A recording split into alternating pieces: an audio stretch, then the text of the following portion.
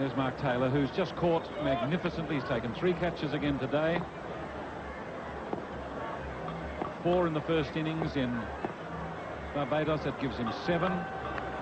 He's led with distinction, and now he's intent on an innings of the utmost significance.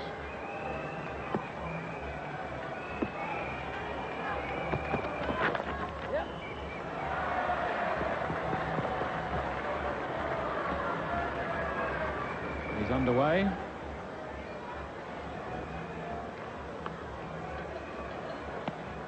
Of course, he has a great affection for the middle here.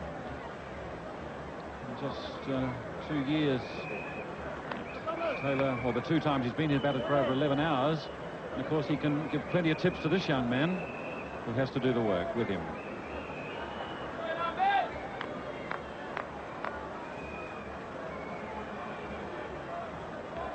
Very composed young man is Michael Slater. Listens intently to the advice from his skipper.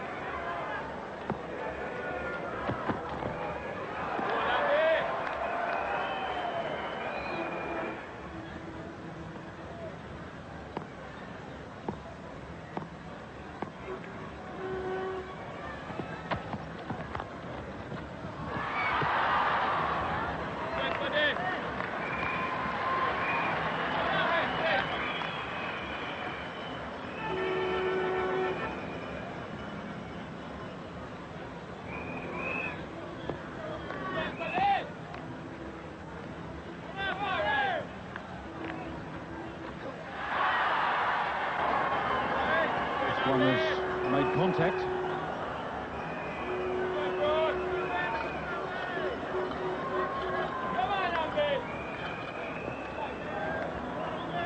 Very much on line, but Mark Taylor not at this stage trying to hook any of those short deliveries, trying his best to sway out of the way.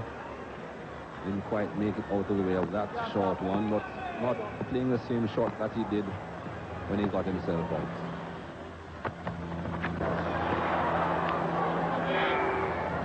Challenging time for him. No wicket for 6. In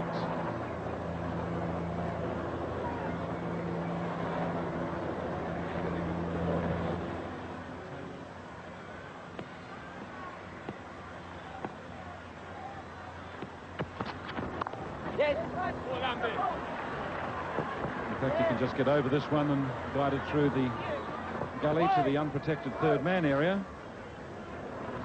Seems highly improbable at this stage that either Slater or Taylor would hook.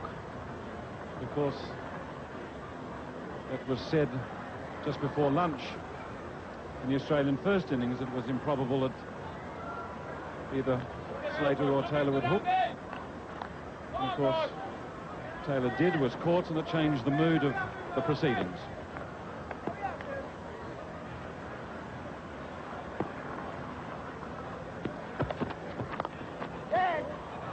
Eases that one off the hip, and to take us through to stumps now, Jeffrey Boycott for Tony Cozier.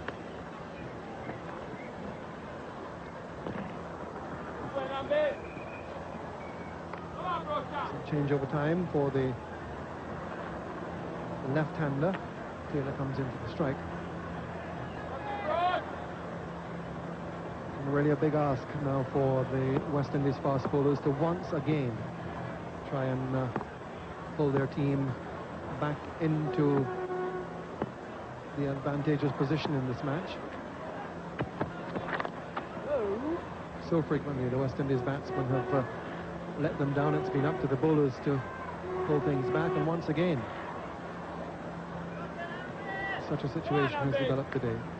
Dismissed Australia for 216 yesterday. Tremendous comeback by the West Indies after their emphatic loss in the first test in Barbados.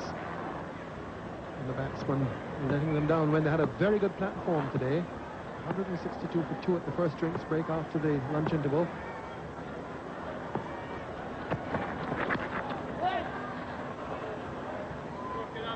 Lara was 81 and going like a train.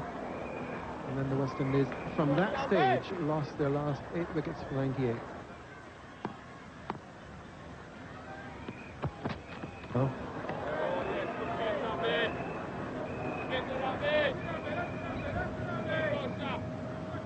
Only Brian Lara's 88 there, an innings of any substance, and what an innings it was. 15 fours. Richie Richardson batted very well, very responsibly for his 37, but no one else.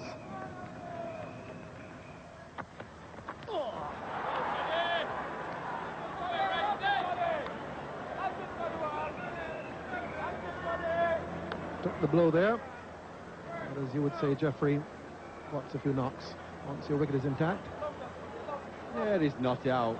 That's a knock or two. Rub it, stand up, don't rub it. Depends how you feel, but you're not out. It'd be worse still if you hit him on the chest and dropped on the stumps. He would go home crying then, wouldn't he? That's how I used to feel. Keep your wicket intact. That's all that matters.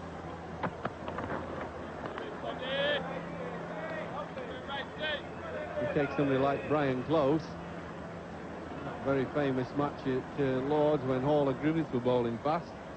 He was letting them hit him. That takes a lot of courage. Not so much letting them hitting, but running into the ball before he was hit.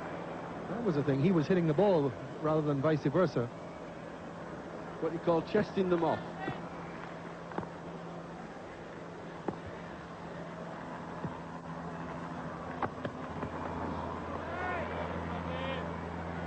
Well, a couple of wickets at the end of the day would raise a little bit of spirit for West Indies.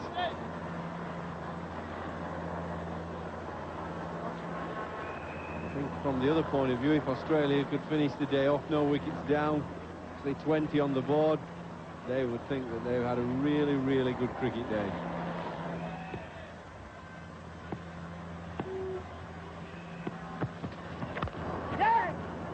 Half a ton. But the batsman too fast between the wickets. I think Ambrose is one of the keys. I expect Walsh to bowl well. Curtly Ambrose, I've been watching him carefully, I'm sure everybody has, and mystified why he's not taking wickets, why the ball doesn't seem to be coming out of his hand right. And it can only be one of two things. It can either be that his long layoff from that injury means that although he's fit to bowl, he hasn't quite got his rhythm. The ball's just not coming out of his hand properly. Or that he's still got a bit of a problem with his shoulder. I mean, he's bowling there, he's trying hard. You can see there's the commitment, there's the effort from him. But somehow the ball's coming out what I call powder puff. It's not coming with any venom. And he's certainly trying hard. He tried hard yesterday.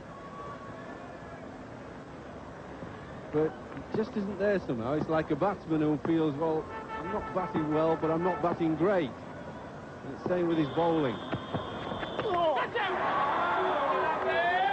That's just another blow. I said to you, he's bowling with commitment, but it's wickets they want. Wickets. None for 11.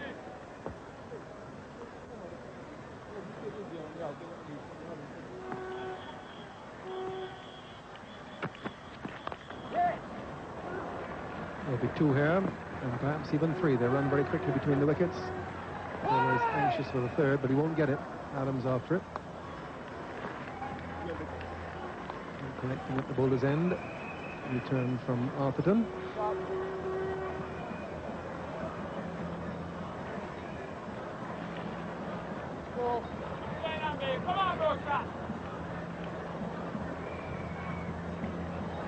It's amazing, actually, that when you... it's a shot from the helicopter. You see the batsmen playing on this pitch from both sides. A little bit of a surprise when they get out. They all seem to middle the ball. They have quite a bit of time to play. And then both teams have made such small scores.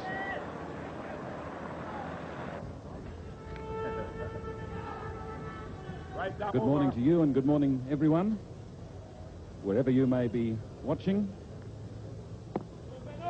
What a magnificent day to play we have in prospect. 28 behind Australia, 10 wickets in hand.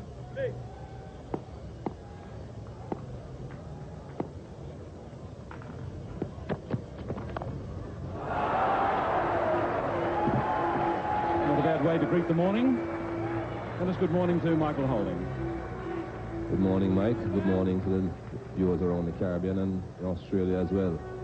Michael Slater signaling his intentions immediately.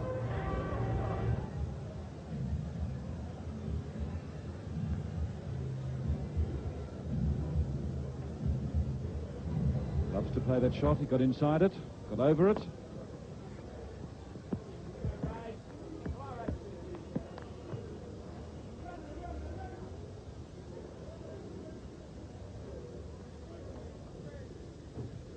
Eyes on it all the way. Not quite as much as you would have expected. I think, Michael, I'll find it hard to judge exactly the bounce. Yes, on quite a few occasions we have seen the ball not really bouncing as high as it should. He's gone.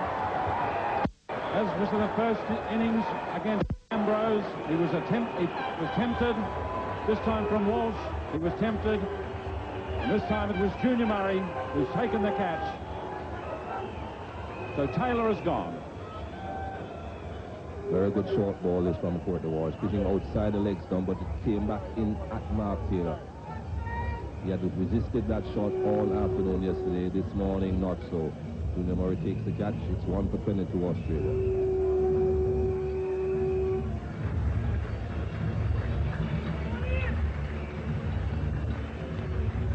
David Boone adjusting to the light as he walked onto the ground. Boone Air.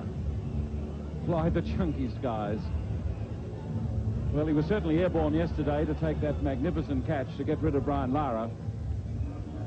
And this is why David Boone had to come to the crease. I think Mark Taylor realized that that ball was short outside the leg stump, and it would have been a pretty comfortable hook shot, but it seemed back at him.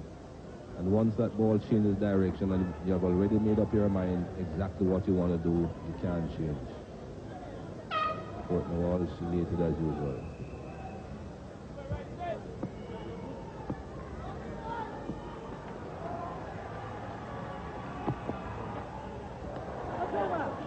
Short and didn't worry Boone greatly. 1 for 22.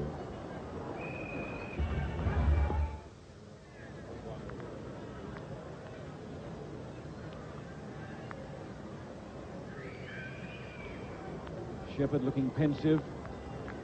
Benjamin coming off 2 paces, perhaps to facilitate the movement of the covers.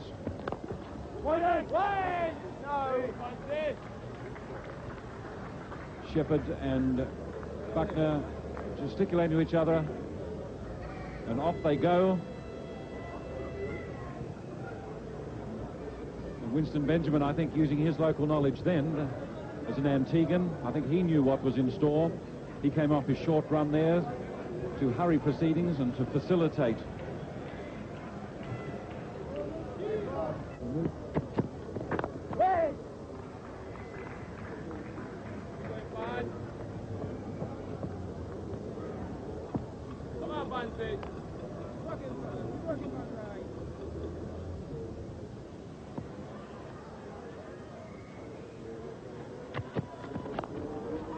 That'll do for 4. So down to the vacant third man position.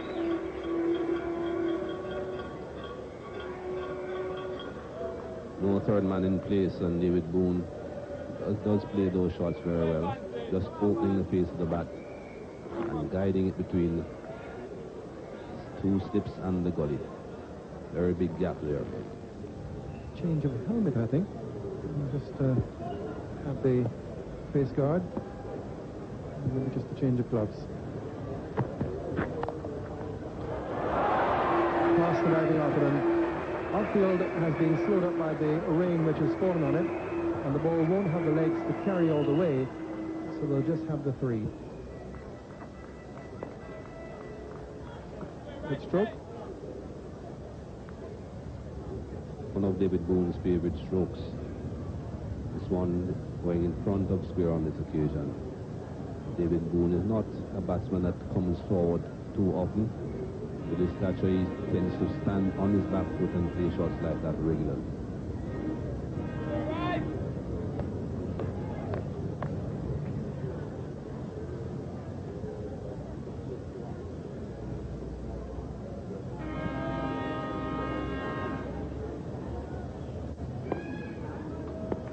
So just the one run away now.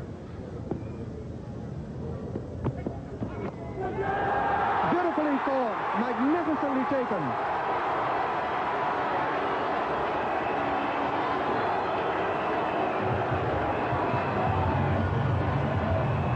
That was a great catch by the West Indies captain.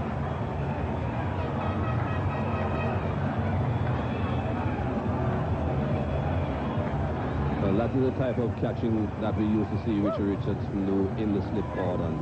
This was brilliant. Look at that. David Boone flew through the air. Well, he flew and sailed through the air. Brilliant catching by the captain, Richard Richardson. And as Michael Slater goes off, the covers come on because the rain has started here at the Antigua Recreation Ground once more. And just before Australia could wipe off the deficit, that quite remarkable catch by Richie Richardson has sent back their second wicket. They're now 2 for 43, with Slater having gone for 18, caught by Richardson, Walsh's second wicket of the innings, his 8th for the match. For the batsman who's come in to replace Michael Slater. So ready for the restart.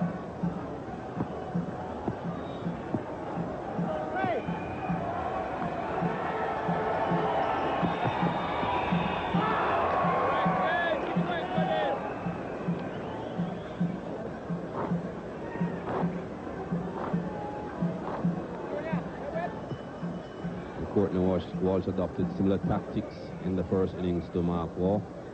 Bowled him a couple of short balls and then a good delivery just outside the off stump where he pushed at it, just straightened and went down into the slip cordon. So that was a short ball. Let's see what happens next. I'm sure Mark Waugh will have remembered what happened in the first innings.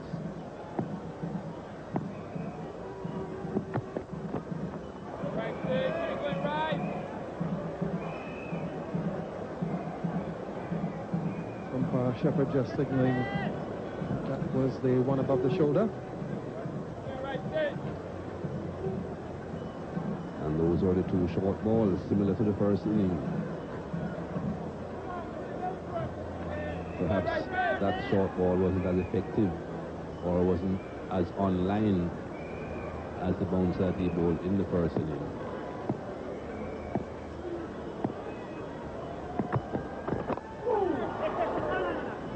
Not too convincing. Edge found, but too thick, and the bat too slack for it to carry anywhere near a fielder. And then the third delivery, as in the first inning, pitched up outside the off stump, but this time Mark Waugh equal to the task.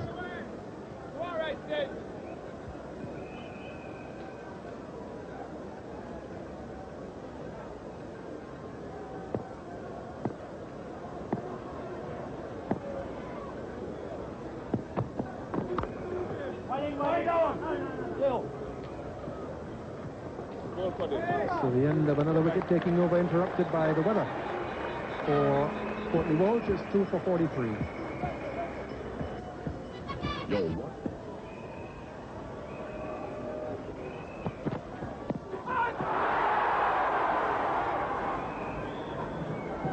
Thousands of appeals beyond the boundary, but none on the ground itself. Missing leg by a fair way. Pitching in line with the stumps, but doing too much.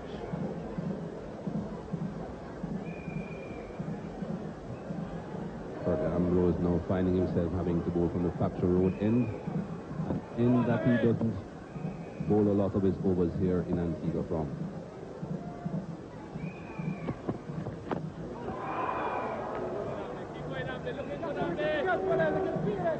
Already getting a bit of movement off the seam there Kurt Ambrose. Again, the ball coming in, but this time pitched a little bit wider, pitched outside the line of off stump. Much better line.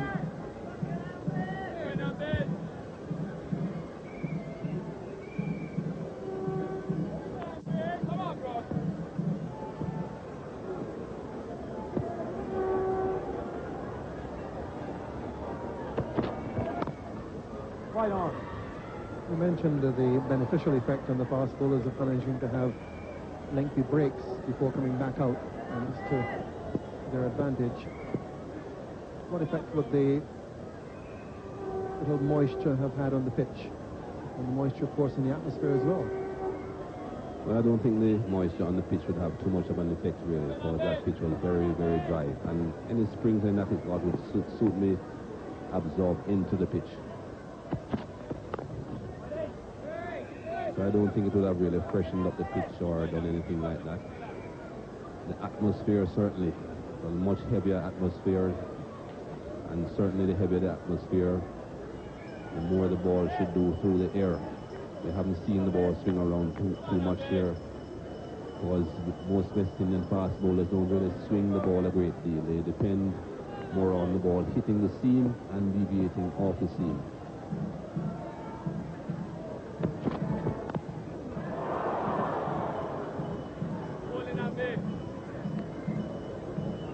One in the dark, as they say, off the inside edge.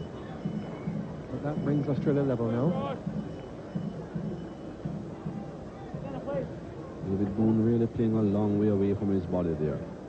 And this is what I was referring to about the seam. You can see the seam being very upright on the way through the air. That makes sure that it lands on the seam. And obviously, because the seam is higher than the rest of the ball, it will deviate when it hits the pitch.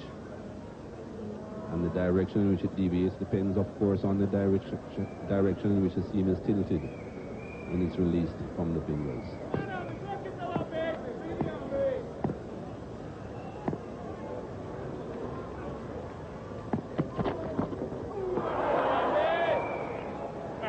End of Ambrose's first over, and Australia are level. They're 2 wickets down.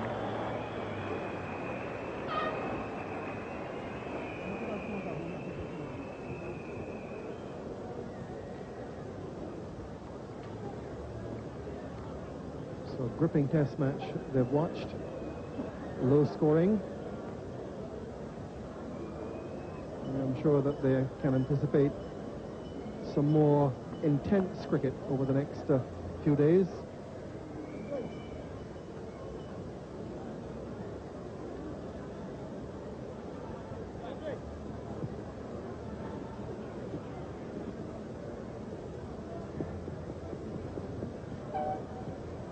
So Courtney Walsh to pick up a new over. He'll bowl to David Boone in the commentary box, David Hooks, and with him Geoffrey Boycott. Thank you, Tony. And Australia, well, hasn't been their best of days at this stage.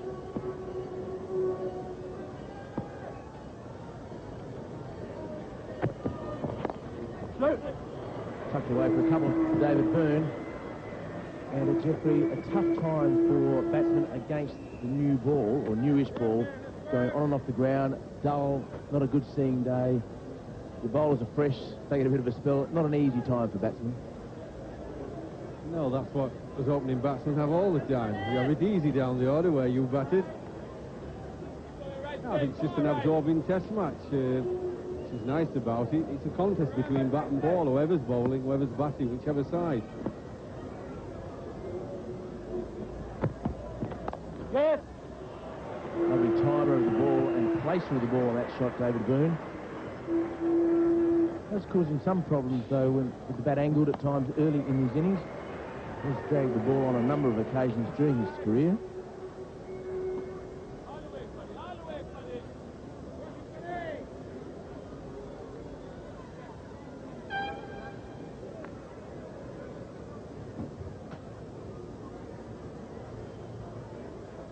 Yeah, the ball's just getting a little bit wet. That's not good for the bowling side. When it goes into the outfield, they can dry the ball, but if the rain or the wet gets into the seam, it makes the seam a bit softer. So the ball won't bounce quite as hard as well as the bowlers would like.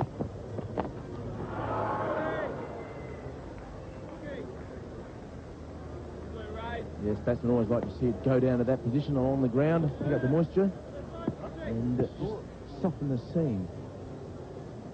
Yes, Michael made the point that it helps the West Indies bowlers that if they get short spells of bowling, particularly Walsh, he's the key bowler, if he's on and off the field, can keep getting a little bit of rest. But there's also a minus to that about the ball.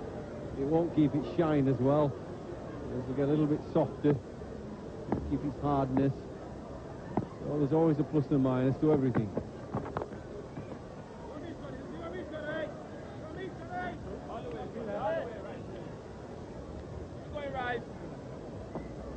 Mark Waugh didn't make too many in the first innings. Courtney Walsh got him out.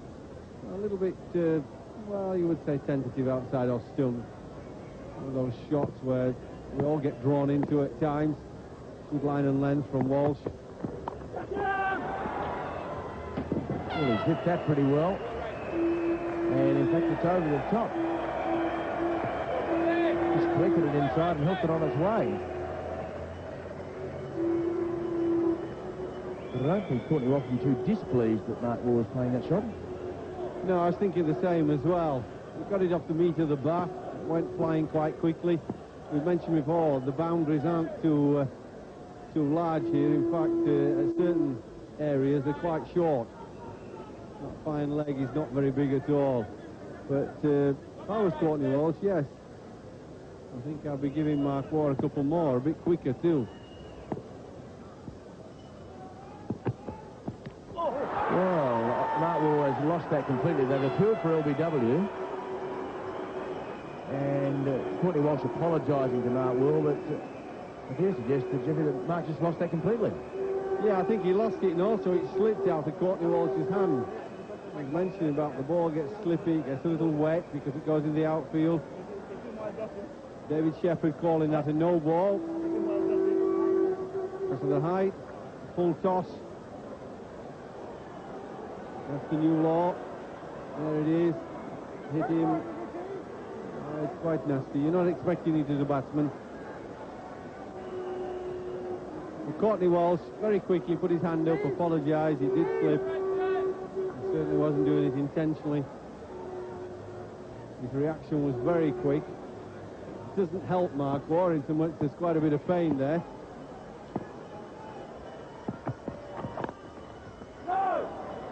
Good fielding, Jimmy Adams. An eventful over a 6 and a no ball, and Courtney Walsh still arguing. 2 for 56.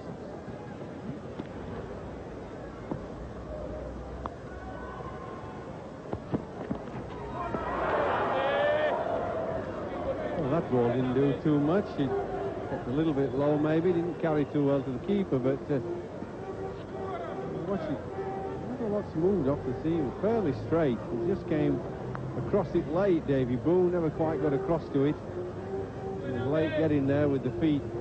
But it's just going to make the point that Courtney Walsh has got 8 of the 12 wickets that have fallen. He's been the key bowler. Now, somebody else on the West Indies bowling lineup has got to up his game and help him out. That is if they want to win. Yeah, it's very difficult to leave it to one bowler.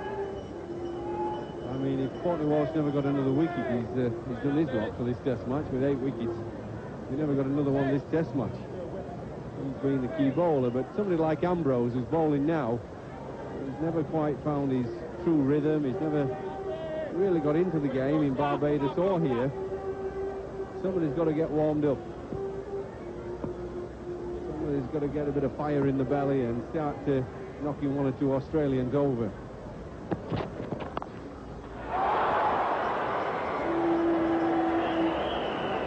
Well, gee, David Boone has absolutely crunched that. Umpire Steve Butler waited to find out where the ball was. I think he thought for a second there, Jeffrey, that Point had fielded it. Well, it's a gift ball to David Boone, this. If you give him short outside off stump, he is going to crack it. He'll crack it hard. If he gets out occasionally, and once in a while he hits the deep gully, so be it. But he's going to get a hell of a lot of runs with it. That's one of his best shots. Just watching Curtly Ambrose. I watched him yesterday evening when he bowled a few overs. When he banged it in short, the ball went through quite quickly.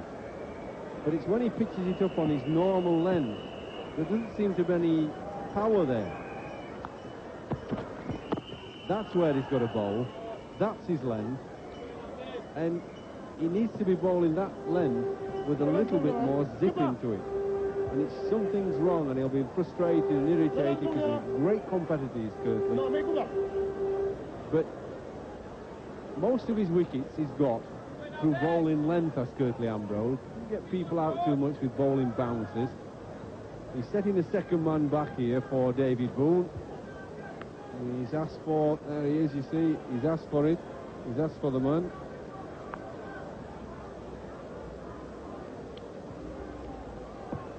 At his best, he gets people out by bowling length.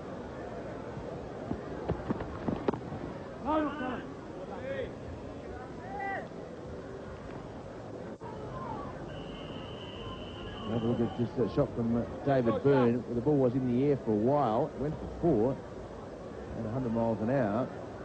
And just not able to get the hand up there in time early enough. Wouldn't dare suggest there's a chance, but it is starting to rain quite heavily at the moment again, unfortunately.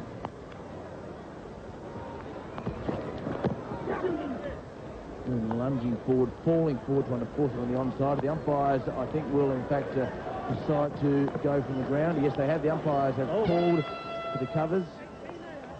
And, well, here it goes again.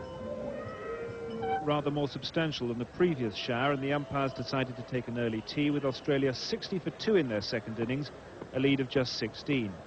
When the rain did finally relent and they could restart, there was time to bowl only another 21 overs in the day. And here now are the highlights of the final session. And I'd like to ask Mikey Holding about the field placing for Mark Waugh.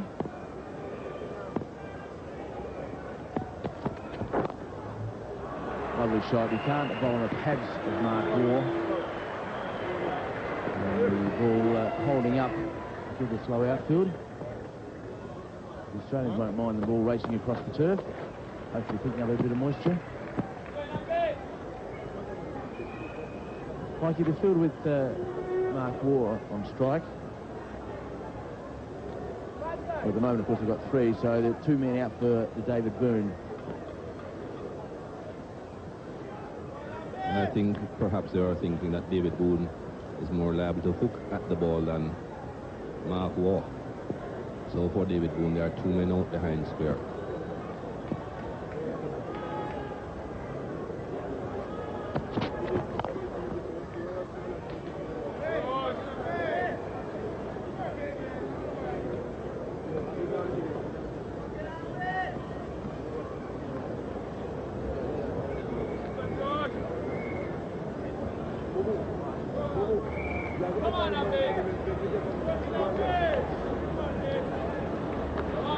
You see the fast bowlers work pretty hard on that cricket ball.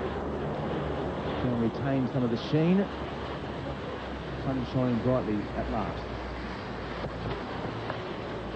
He's got Byrne playing the shot, but he's played it pretty well. A couple of bounces down to Walsh. And just the single.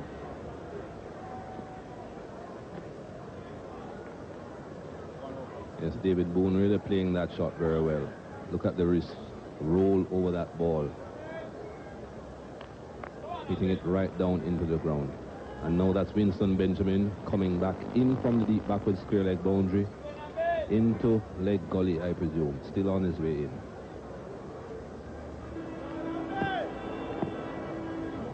That's it, just behind square, catching position. And fielding position.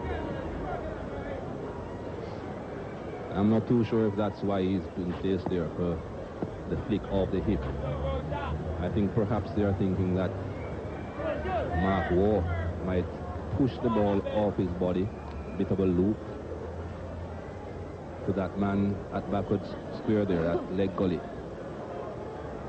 But I still think that Mark Waugh is more liable to play the ball in the air towards the gully, not the leg gully.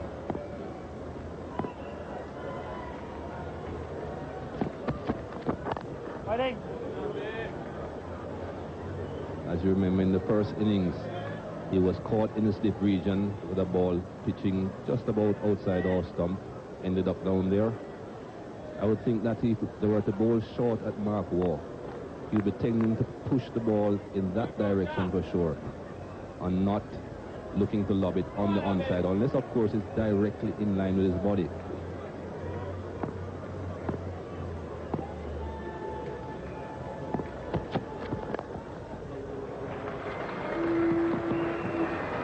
Playing shot from Mark Waugh, not quite as well timed as his first one. And the end of an Ambrose over from the factory road end at 2 for 67.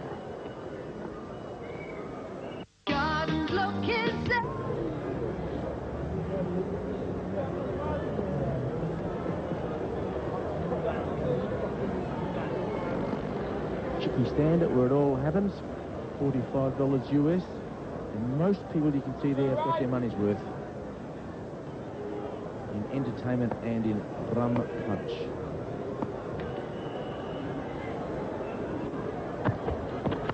Why then?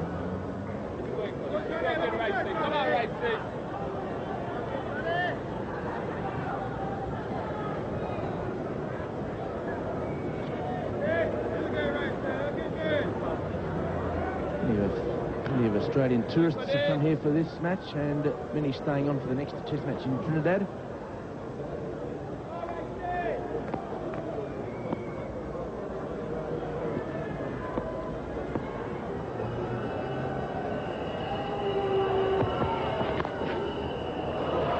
Byrne plays square the on the offside and works on his pads particularly well. And Ambrose picks up. Just a couple of runs for David Byrne into Australia, 2 for 69.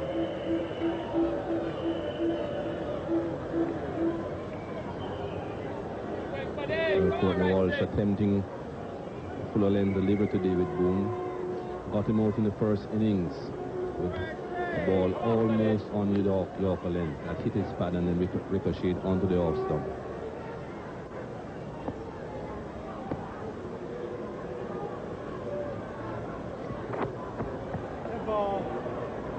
Courtney Walsh again missing his run there. We have seen that happen quite a few occasions since the rain interruptions, and I think he's been distracted by the sawdust that has been placed on his run-up. As you see there, his feet are going through that area now. A bit soft in those areas, and a lot of times fast bowlers find it difficult running through areas like that. Tend to lose their footing. It's not very comfortable at all. No.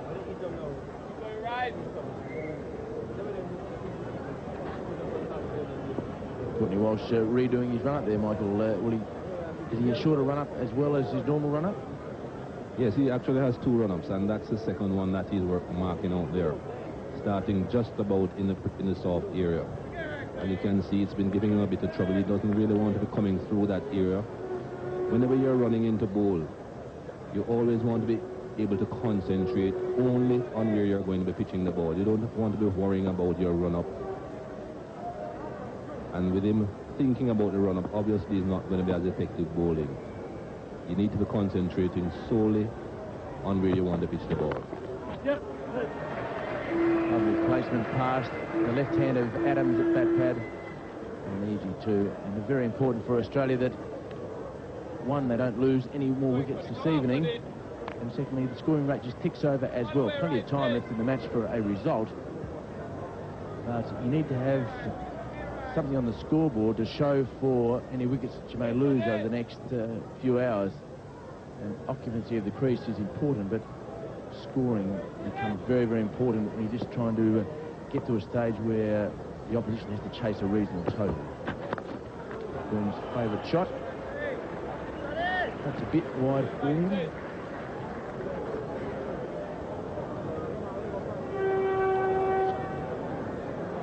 Very wide delivery there to David Boone. Short again doing a good job there. Saved 4 runs.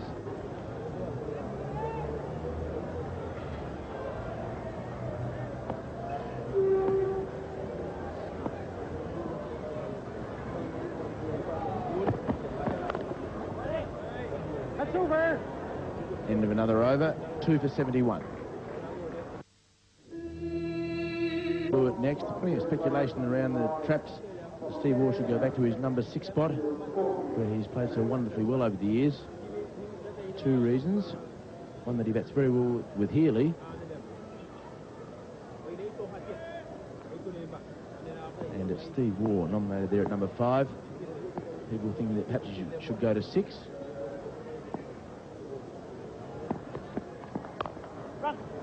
Lovely shot from Mark Waugh, giving himself a fraction bit of room. and will go into the fence for 4. Off the back foot through covers against a quality fast bowler, the most difficult shot. Beautifully struck there by Mark Waugh. Well timed. Didn't seem to be hitting it very hard, but it was very well timed indeed. Got over to the off stump and stroked it through the offside.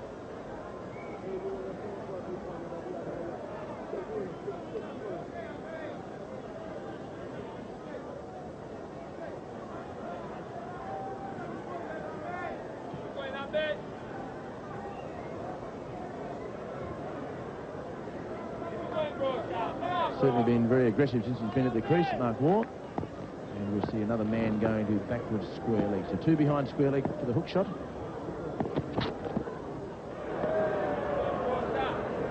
I don't think that even Curtly Ambrose would have been able to reach that one, Mikey, to hook that. Yes, not really on target on that occasion. Curtly Ambrose much too short. Pitched in his 1/3.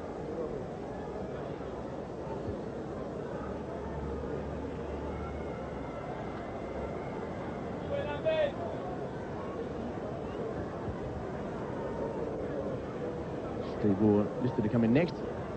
People saying that perhaps he should go to number 6, where he's been such a wonderful player for Australia for 2 reasons. One, that he bats very well with Healy, and equally doesn't bat as well with his brother.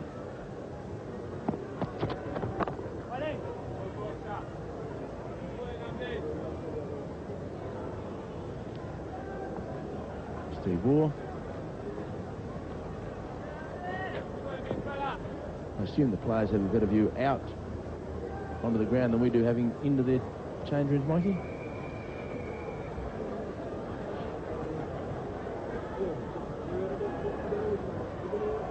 I think the players really enjoy that. They prefer to see than to be seen.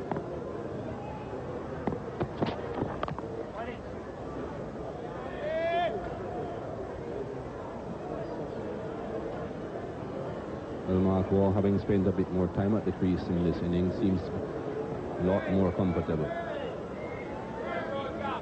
Realizing that the pitch is not very quick, and that right leg of his getting across the off stump.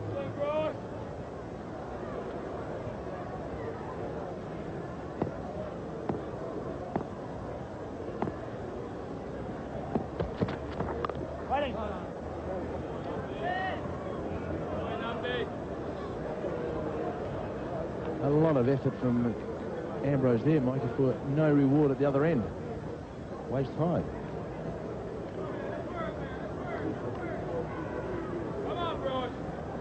Yes, not much life at all in this pitch.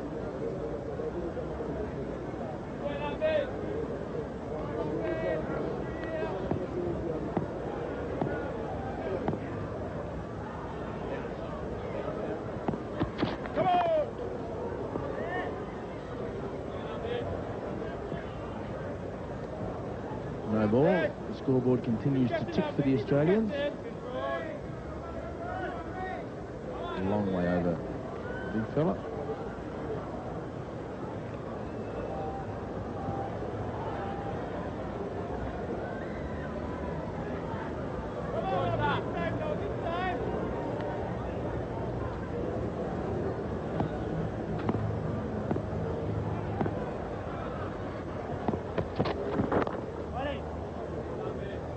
Mark Waugh in pretty aggressive hitting form at the moment. Australia 2 for 76.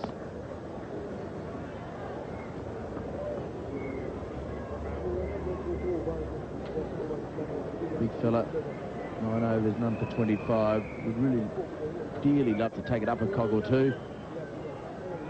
He doesn't rub his shoulder or show any signs of any discomfort, but well, just sitting up in the comfort of the commentary box, it does appear as though it's not quite the same oomph.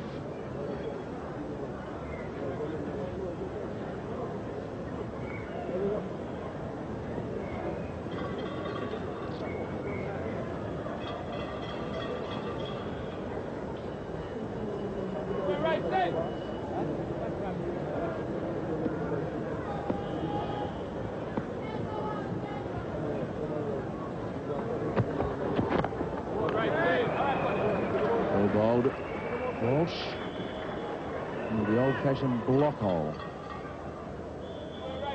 Just needed that to be a fraction closer to the leg stump. That was on off stump.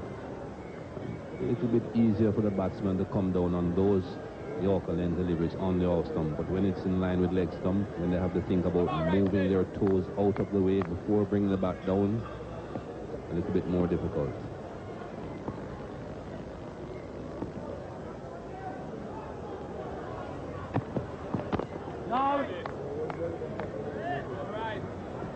Previous delivery of the Yorker. Interesting to see where Courtney's front foot goes. Ooh, long way over and a run out. The third umpire, Mikey. Yes, umpire David Shepherd being a bit lenient there. Is he a Gloucestershire man?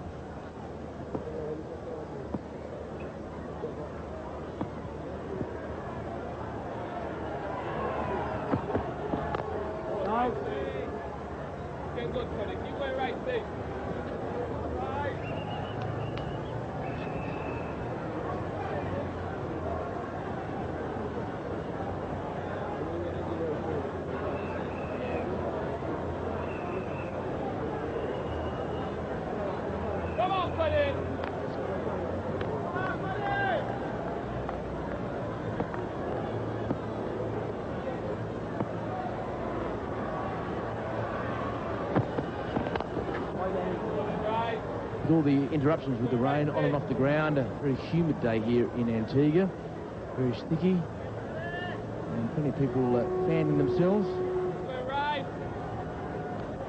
So just an indication of how sticky it is and how humid. Very Brisbane-ish, Durban.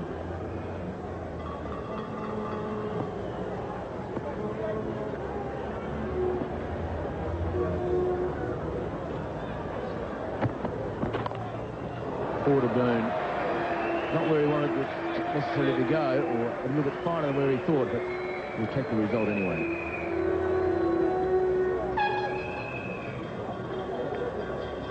Giving him a bit more room outside the off stump again. David Boone doesn't usually miss those too often.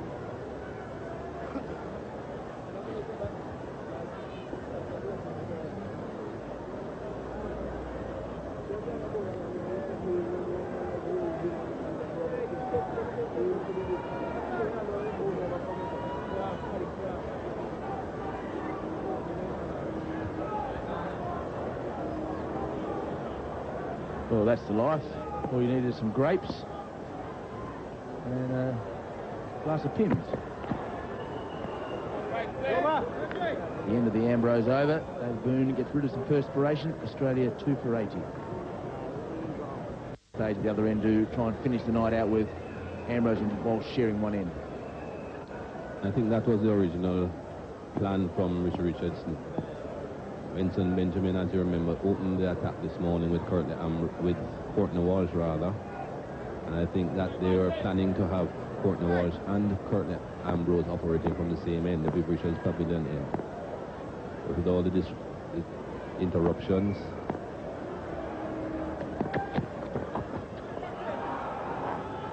that plan was humbug. Now I think they're resorting back to that plan. Ambrose and Walsh from one end, and then the other bowlers, the two Benjamins, from the Factory Road end.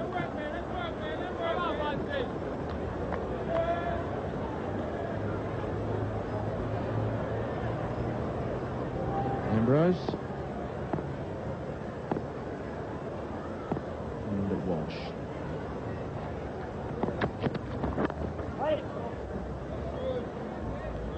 And Mikey, as a man who bowled it fast and went down to fine leg for most of your life, shielding his eyes from the sun, I don't think the captain would be too pleased that the ball went into the air and Ambrose lost the sight of it because he had no cap on. No, not at all. He's looking right into the sun, really. He's on the eastern side of the ground, and as it's in the afternoon, the sun is shining from the west right into his eyes, and he hasn't got his cap out there.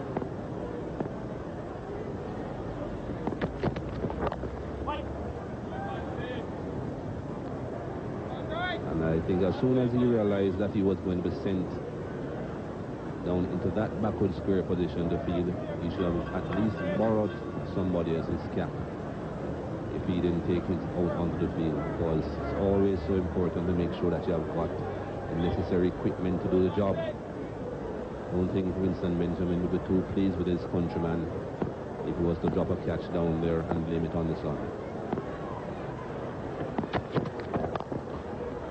Lovely shot from Mark Waugh. No need to get out of the blocks for that. Long drive. The most difficult shot, and he plays it beautifully. Well, Mark Waugh is always so strong on the onside. That ball pitched outside off stump, and even when it was hit just about on off stump. And because it was coming into him, played it very easily out onto the onside. I said easily because it looks easy for him, but it's not a very easy shot to play.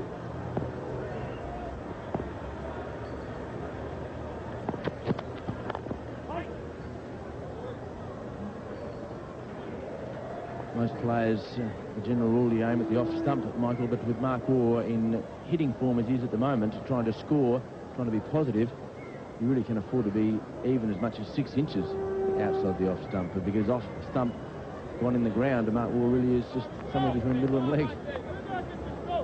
Well, I think the ideal thing to do as a bowler to Mark Waugh would be to bowl balls that are leaving him instead of balls that are coming back in towards him.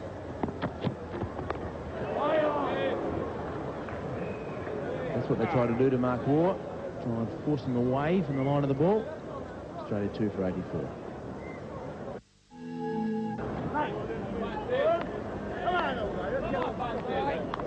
Yes, I don't think that all the stoppages really helped West Indies that much, because the benefits you gain of getting the rest, the fast bowlers getting a little bit of a rest, then coming out and bowling, are outweighed by the fact that the ball gets a little bit softer. When you rain on the outfield, the ball gets softer, and you cannot get that hardness back then.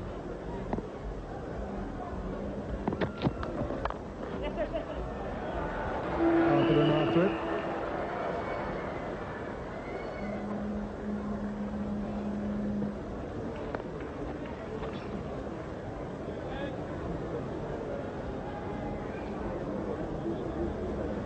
At the moment, you just feel that the West Indies need somebody to give them a lift. Certainly ain't going to be the fielder. Keith Atherton needs one of the bowlers. One of the bowlers has got to bend his back. And in his last short session, in a wicket or two.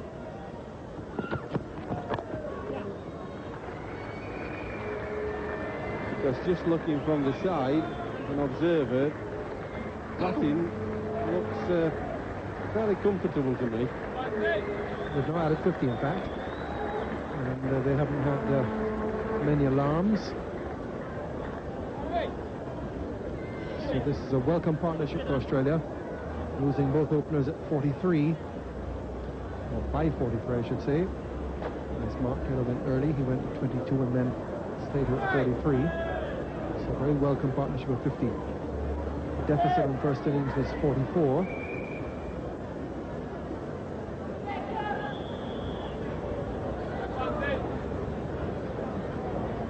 Field just been set. Curtly Ambrose brought in a few yards. You don't want him too deep for the hook shot.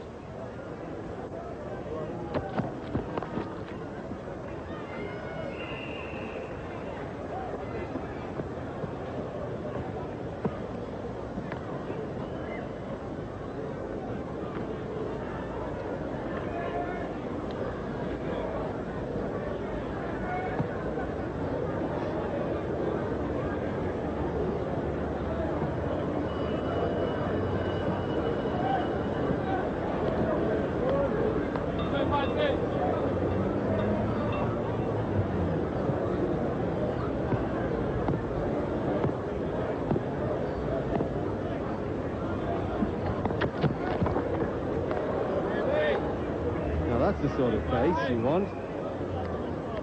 You need some Benjamin to bend his back a bit more. Need a few of these. Got to get up the batsman's nose a bit in this last session. They're going to get a rest in, well, 3/4 of an hour. They're going to get a night off. So there's no earthly reason why They shouldn't have lots of energy to burn, these fast bowlers. I'd be encouraging him if I was Richie Richardson to get stuck in. They haven't had much bowling today.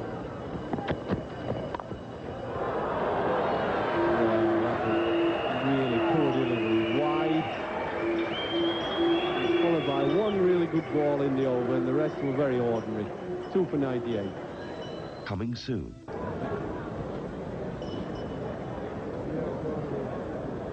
So a warm afternoon here in St. John's. Warm, bright and sunny now.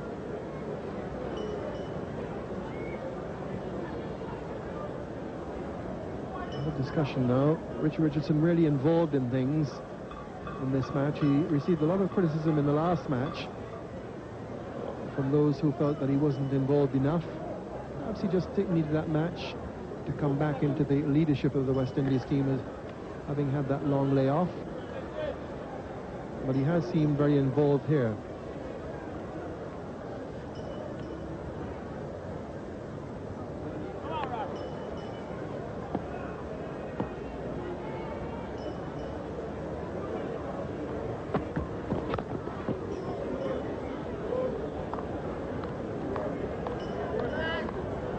Very good length and line there from Kenny Benjamin. That's been in defence, but even in defence, looking a little bit tentative.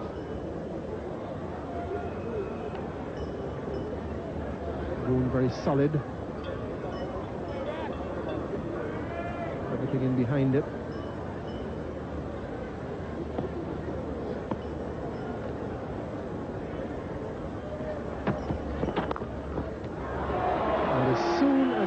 Short and gives him anything wide, Boone puts it away. And that's the reason why he's got so many runs in Test cricket. And also the reason why he doesn't mind the faster bowlers bowling, because if they give him any width or shortness of length, easy 4 balls to him. He's as good a player as Richie Richardson is, and he gets it short with a bit of width.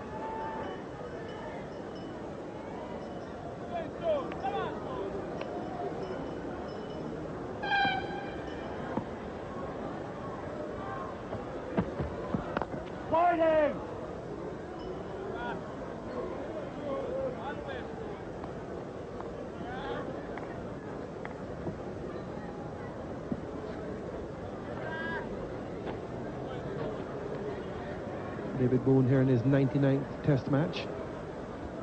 First appeared against the West Indies in Australia. 1984-85 series there.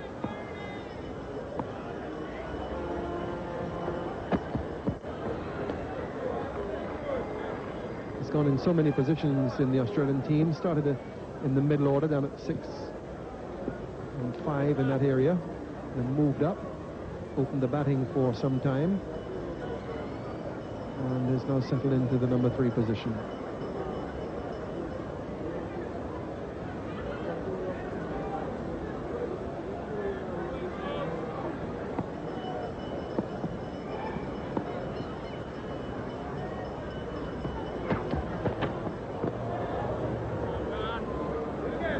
Now and again we've seen that ball keeping low, even from the first day. Generally it's been outside that off stump. This one didn't make any height at all.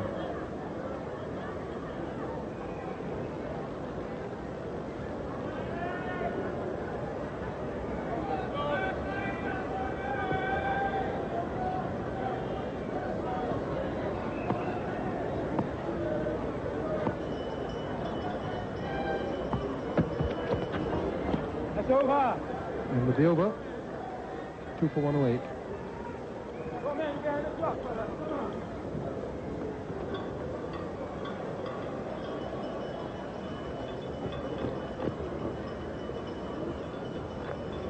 Australian coach Bobby Simpson there to the right of the picture, rejoining the team. He had that thrombosis behind the left calf in Barbados. Kept him in hospital for just about a week. Rejoined the team here yesterday.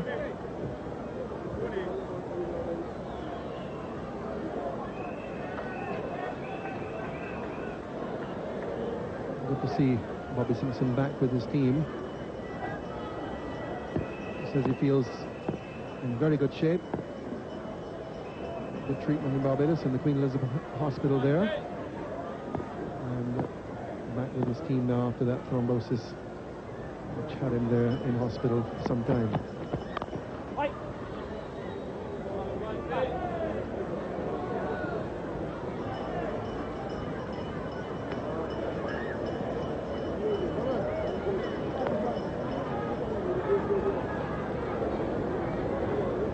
Richie Richardson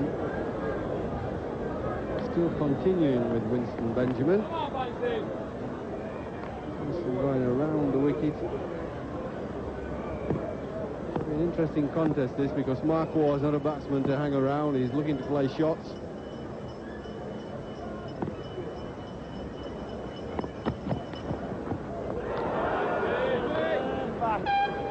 It's the angle that beat him there, with Benjamin around the wicket, having changed the angle. Yeah, he didn't do anything really. Mark Waugh never really got over there. He got his feet stuck. If you watch here, he plays at it and then he falls. His balance is not quite right because his front foot is not far enough forward or across. And that's why bowlers do change from going over the wicket around, just to try and confuse the batsman.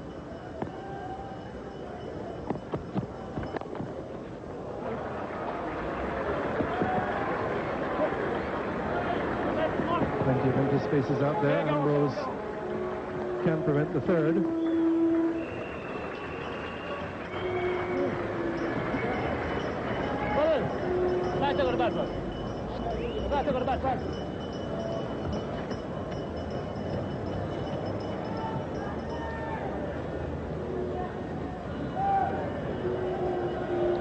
I don't need to tell you the score.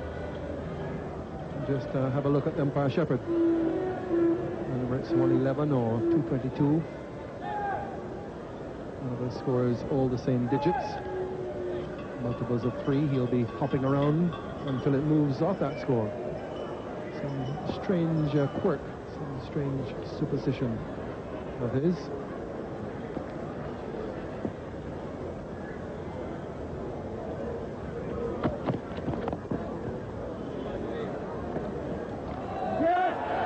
Well, that is absolutely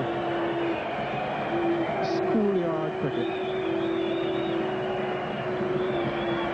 We saw that in Australia in the last Test match in Perth with Graham Thorpe when he had dropped a catch, and that brings up David Boone's 50. What a way to get a 50. Throw a soccer kick by the bowler. He's on 49, and Winston Benjamin kicks the ball away to give him his 50.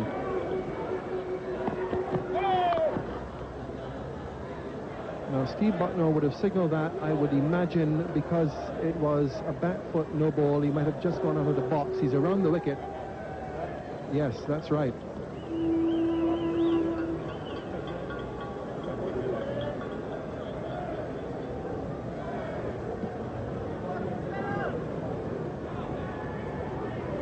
He's got to be in that box. Coming around the wicket. Umpire Bucknor has shown him where he's gone wrong. There's that right foot. You can see the back foot there on the white crease.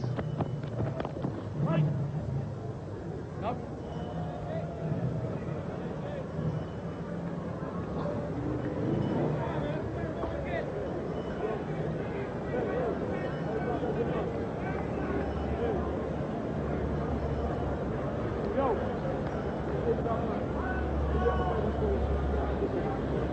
Anyone have helped you get a 50 in Test cricket by kicking the ball away?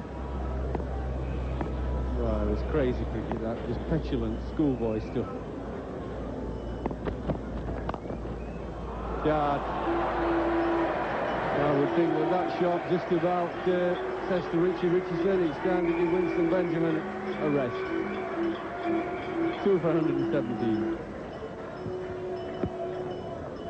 Nicholas.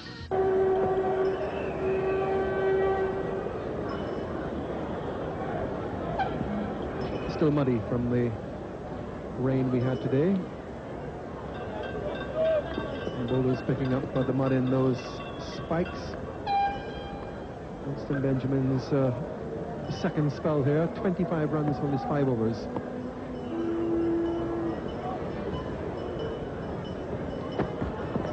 No.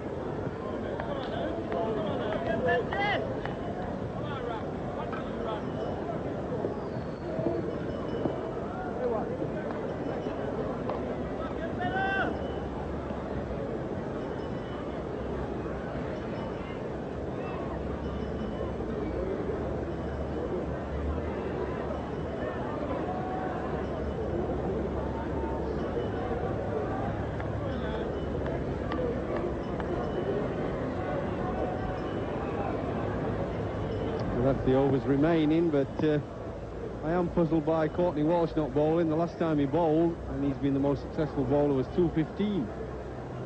So he's had a lot of rest.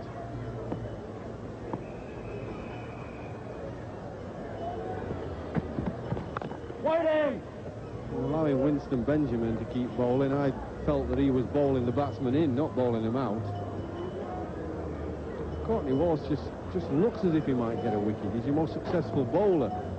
You get a bowler like Winston there, who nothing's happening for him. They're just getting runs off him. I can't understand Richie keeping Winston Benjamin on and Courtney Walsh in the cold. You've got to bowl your most successful bowler. You need to win the match.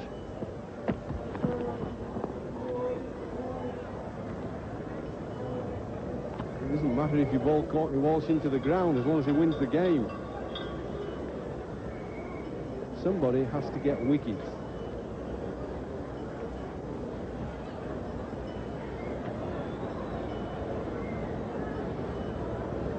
Well, there's Courtney Walsh loosening up. He's probably like me. He thinks, what the heck am I doing out here? I should be bowling.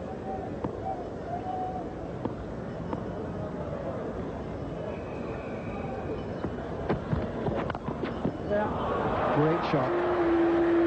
Typical David Boone. No flourish, just a punch down the ground for 4. That's his 8-4.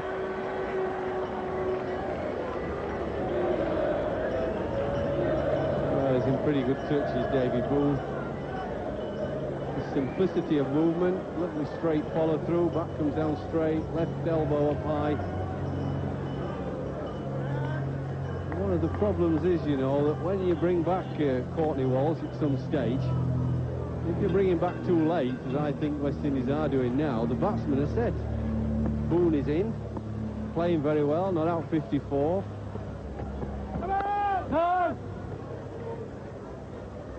No ball. And once you get batsmen in, it's more difficult for your best bowler, like Courtney Walsh, to get them out. Bowlers always prefer to bowl at batsmen before the batsman gets set.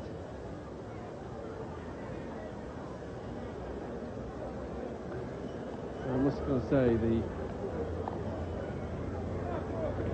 non-bowling of Courtney Walsh does puzzle me.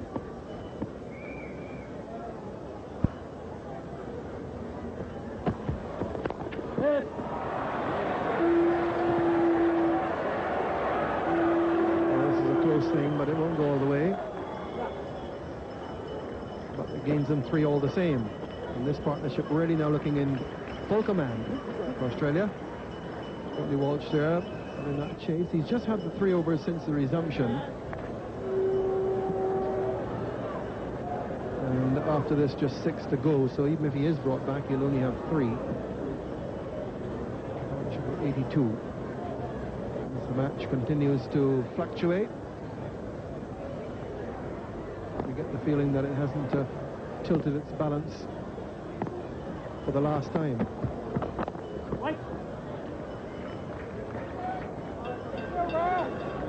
Kenny Benjamin ends the over, 2 for 125.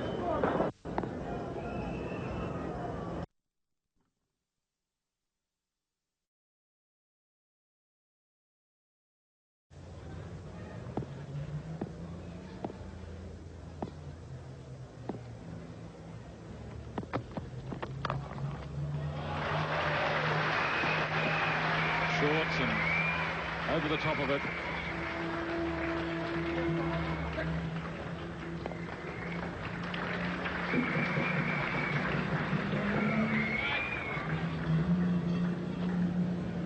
I don't think Courtney Walsh is really having too many problems with the softness of the run-up, but his rhythm isn't quite there. As you have a look at this, he's striding out there, looking reasonably smooth, and then there, a short step to try and fit in the run-up. He missed his run, then you see him starting to stretch out again to fit the strides in. Not quite the same rhythm coming in on that last delivery. Clearly not holding the ground as he would hope. That's over.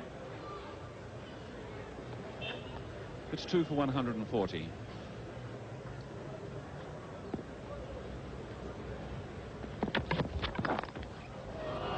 It's a glorious shot.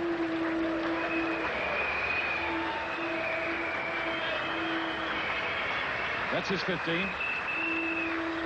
And the 100 partnership. And a disappointingly small crowd. They're very warm in their applause. Certainly the Australian contingent is strong this morning. Not so many locals.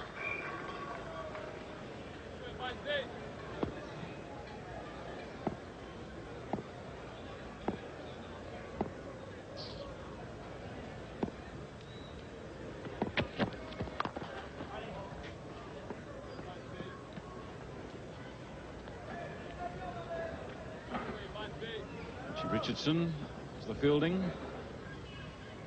There they are. The first 100 stand for Australia in the series. And it couldn't have come at a better time.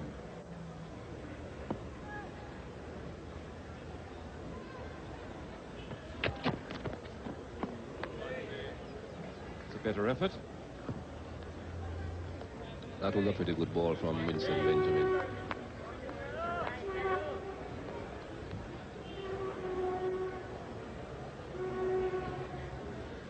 This is pretty much a line that he should be bowling all day, and particularly when Mark Waugh is on strike.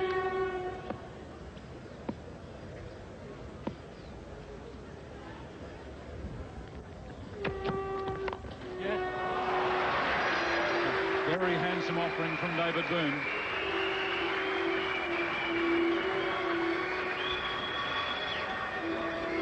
That was a very good shot indeed. That was in no way a half volley. Played through the line of the ball.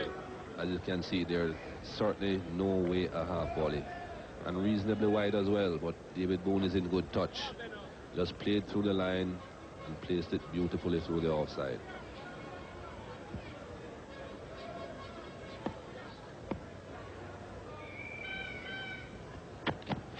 It must be very close. He's given it. He's gone, didn't offer a shot. Ducked back, always fatal. Steve Buckner, who always deliberates, took his time. Given it in the affirmative. Boone is on his way. Well, this is a ball that came the other way, pitching just outside off stump, certainly heading for the stumps. I don't think David Boone has anything to complain about there. Hit him just below the roll, didn't offer a stroke, so that's out. It's 3 for 149.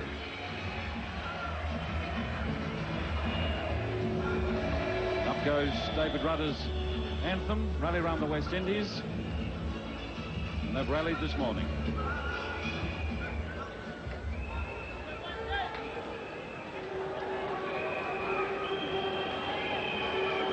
So, Stephen Ward joins his brother. And this is the reason. David Boone, a slight misjudgment there. That certainly would have hit the stumps. Hit him outside the line of off stump, but didn't offer a stroke.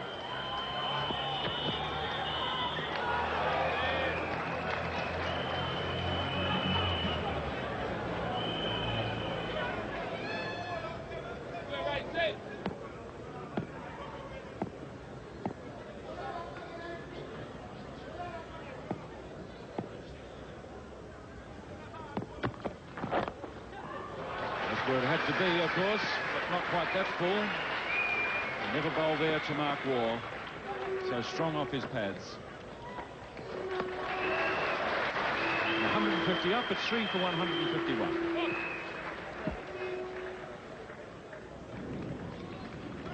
Richie Richardson with his wicket-taking bowler Winston Benjamin. When there's Courtney, who really just hasn't got it together this morning. Courtney Walsh, who's had to shoulder such a terrific workload in this match, and in fact in this series, because of the impotence of Curtly Ambrose. He just hasn't been in stride this morning.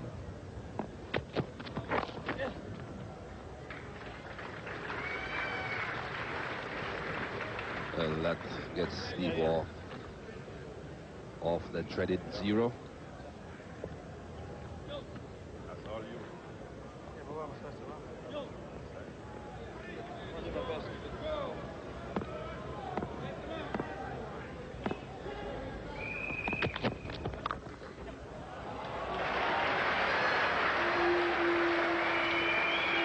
Glorious shot. It's a sign of a man in touch. Very good shot indeed. That left leg of his coming right across. Look at that. Getting right across and stroking it beautifully through the offside. And the placement also, that was great. 3 men on the offside, and he found the gap quite easily. But he still hasn't got his rhythm quite clearly. Too full on the pads again, where Mark Waugh is so strong.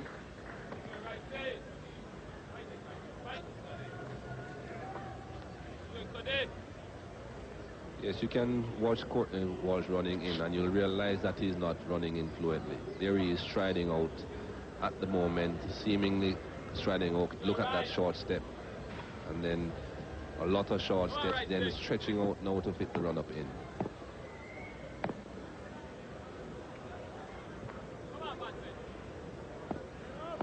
That's legal. There's no problem with that. Changing the condition of the ball. You can use the perspiration off your arm.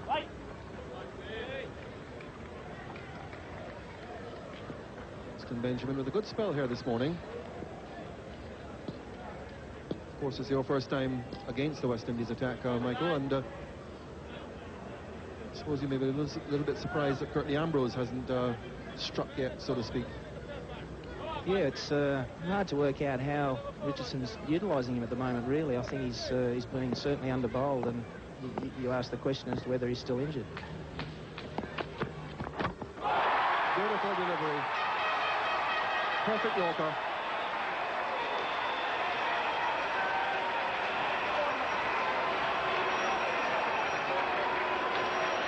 So Winston Benjamin strikes for the second time for the day.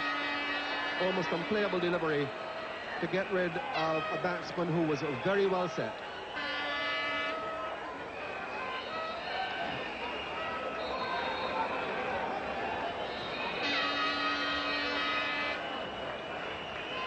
So Mark Waugh bowled by Winston Benjamin for 61. Australia are 4 for 162.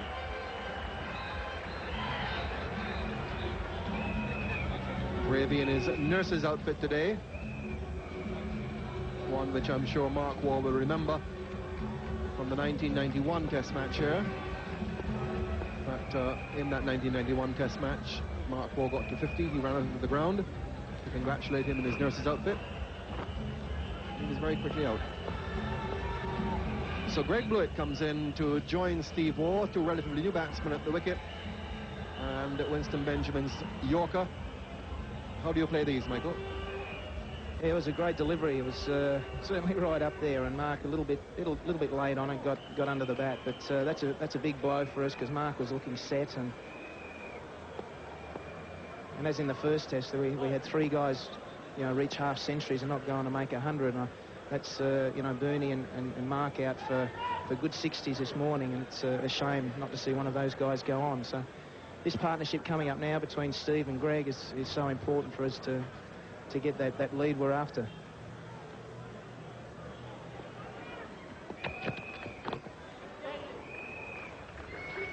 So Blewett gets off the mark for the single.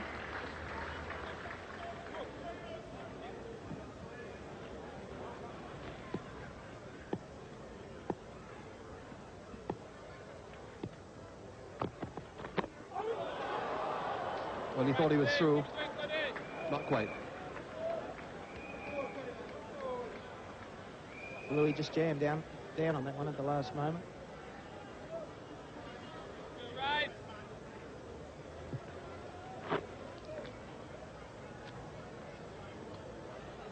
To have been a leg before decision had he missed it. The front pad was out there. So real test here now for Greg Blewett. This is only his 4th test match.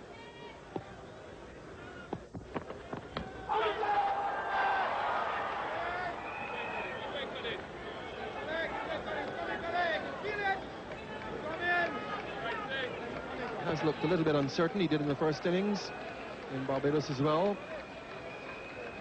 Right out on that front foot. They're good enough to have scored centuries in each of his first 2 test matches. He's taking a long stride forward there.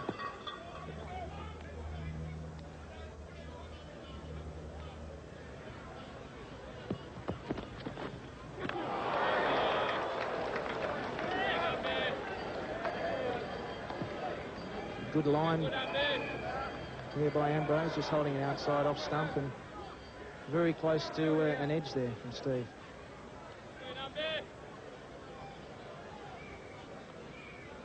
It's always nice to get away with one of those, one that goes through the keeper playing a miss, and it sort of sets you again mentally, and I'm sure Steve won't make the same mistake.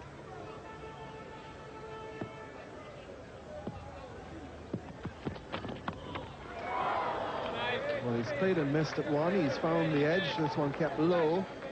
Now, is there a case here for Richie Richardson enhancing that slip field?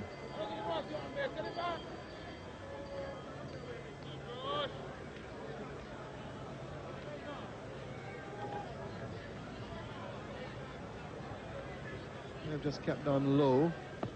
That end does seem to be keeping low every now and again.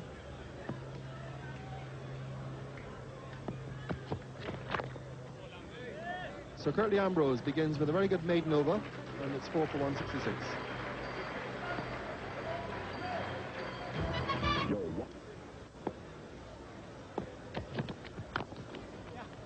Attempted Yorker, and Wood has got that away. That should go all the way to the fence, although it's very muddy just in front of the fence there. And you see the fieldsmen hopping and jumping around, trying to avoid the muddy area. So for the Blewett, that'll do his confidence the world of good. Yes, nice, juicy, full toss, trying for that Yorker. Down to occasionally under pitch and occasionally over pitch.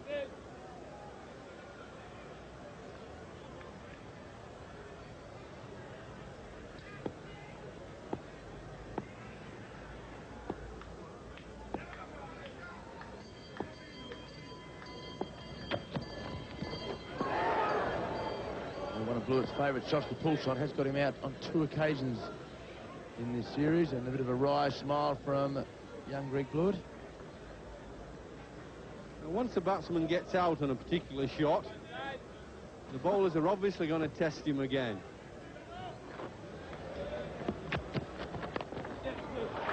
Benjamin strays to the pads, and he has been the best of the bowlers this morning. A long stint, though.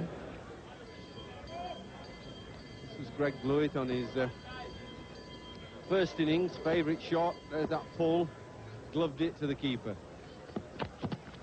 Big shout, he may have got an inside edge. A late shout, actually. Yes, it speared in quite quickly there from Winston Benjamin. Just going down leg side. Whether he hit it or not, I feel it was going down leg side, and it sounded as if there was a double noise as well.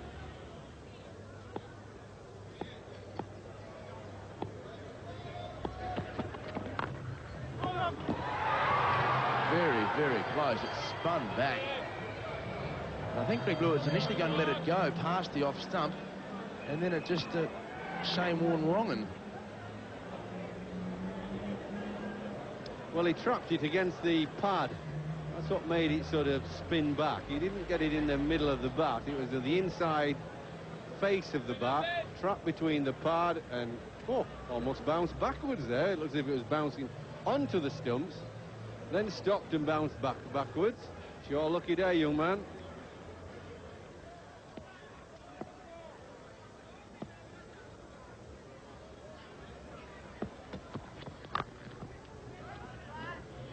It's one of those pitches that the more you bang it in, it's just going to sit up.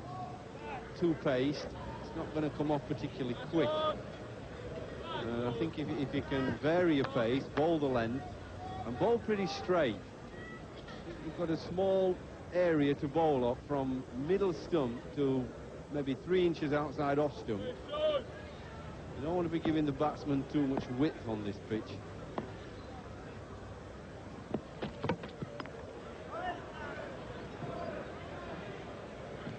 Hit the stumps with his hand.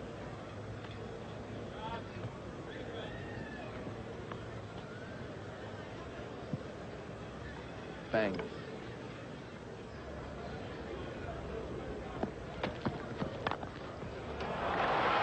Lovely shot. Can't bowl that line nor that length. Well, I just mentioned a few moments ago about not giving batsmen too much width. And this was a prime example. That ball is a foot and a half outside off stump. I think that's what you're looking for as a batsman on these slow pitches, so that you can get your arms away from your body. You're looking for width, short of a length, cut shot, short of a length to get your arms away for driving. I think it's harder to hit it if you keep it straight, keep them tucked up.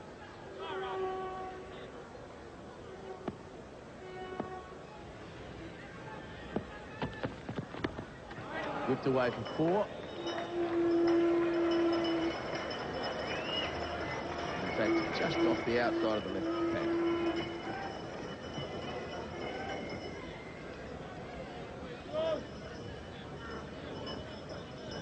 Well, the score's moving along for Australia. That's all that matters. 2 for 134 overnight.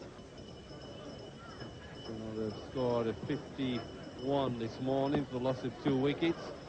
It's okay, 141 ahead. It's a glorious shot. This is what he's been looking for, what he's been waiting for. That'll do him a world of good. That'll lift his confidence.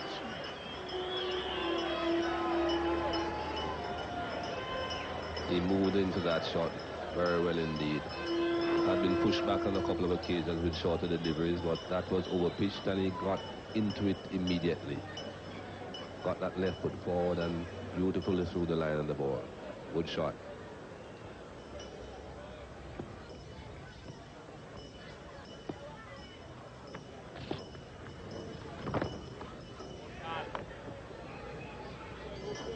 Keep Greg Roach thinking. He'll be glad that he's able to spend a bit of time at the crease.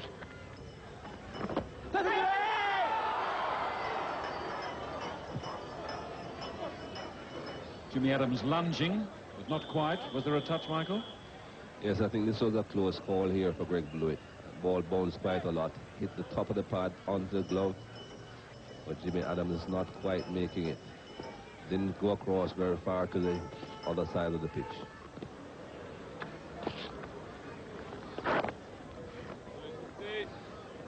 Looking good. Walking upstairs. Good hooks.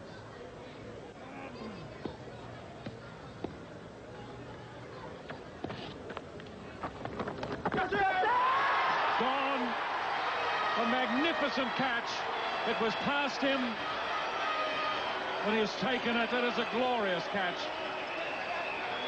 And Blewett has gone. And a critical breakthrough just before lunch. As we saw in the Australian first innings, it was Taylor who fell, a critical one, Blewett.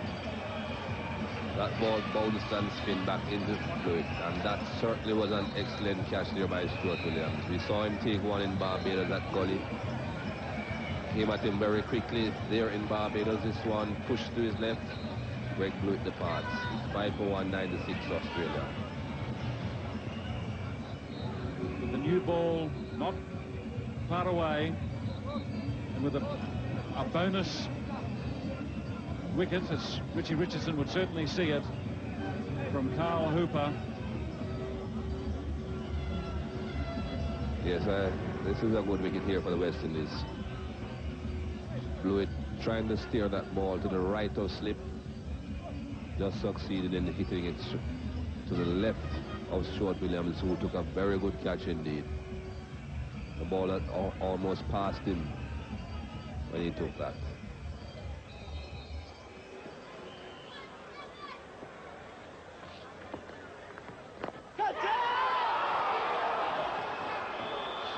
I think it carried. It just in front of him. Perhaps just in front of him.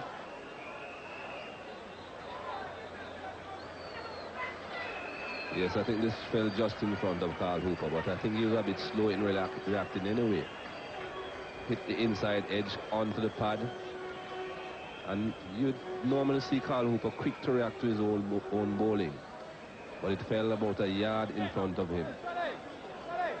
So not much chance of him catching that.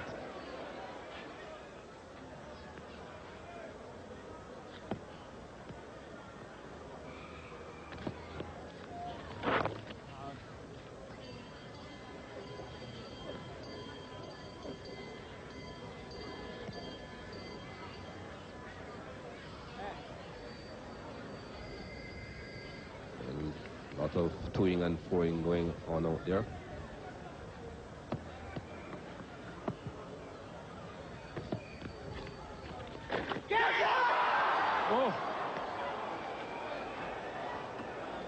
Hooper lunged. That really bit from Adams. This is very interesting. That ball pitched just in the rough out there, hit the leading edge.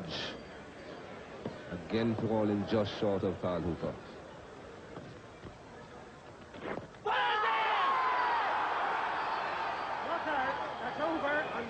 Not out, says David Shepherd quite emphatically as he removes the bails for lunch. And what a dramatic final few moments before the adjournment.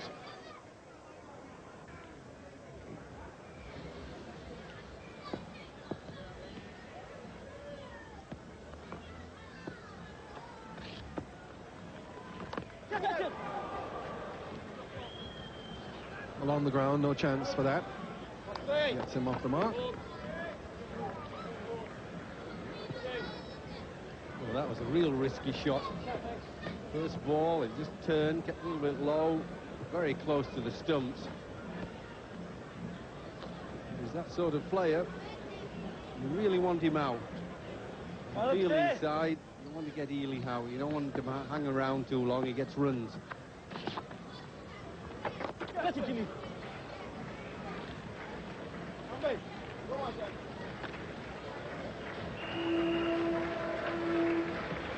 So Australia add the 2 runs off the first 2 deliveries after lunch to raise the 200.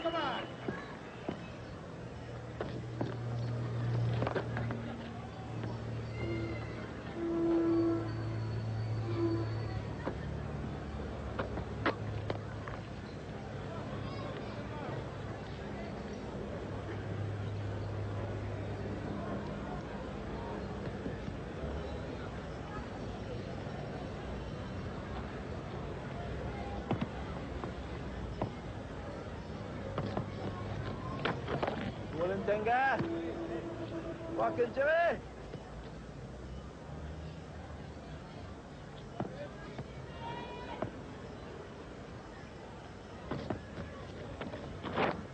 Tenga. Adams over the wicket here. What about going round, Jeff? Yeah, go. Yes.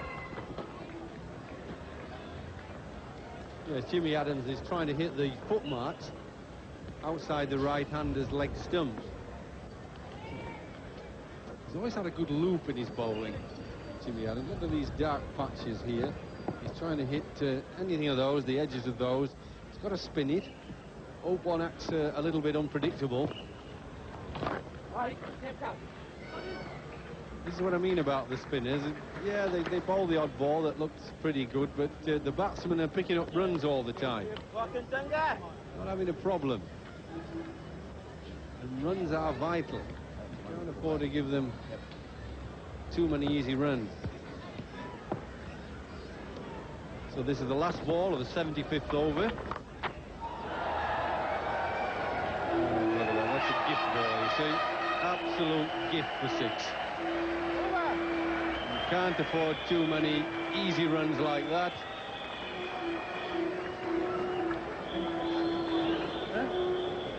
It's a slow, long hop.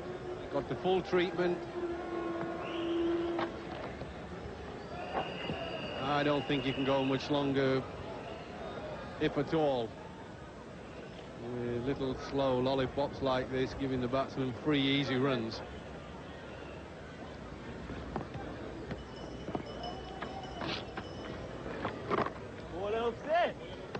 So Hooper continuing here. He's now into his 7th over, 1 for 8.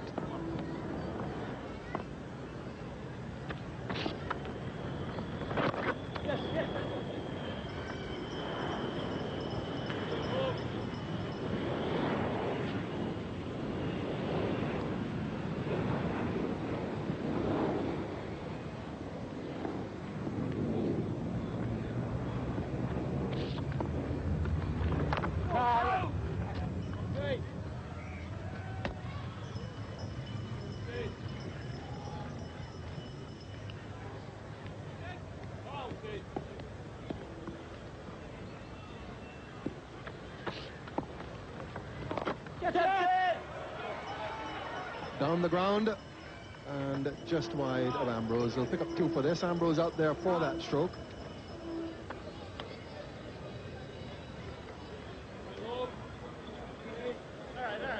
Well, that's the sort of shot that West Indies want Ian Healy to play. Something lofted up in the air.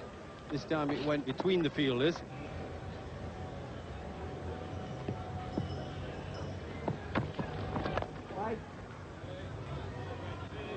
Just a little chipping in the middle of his run, not fully extended. Well, I shouldn't think he's too impressed bowling that with that old ball. Richie Richardson has obviously decided that he's going to keep Carl Hooper on for 1 or 2 more overs. He's bowling quite steadily at one end, and so Courtney Walsh is going to have to bowl with the old ball while ever Hooper is bowling.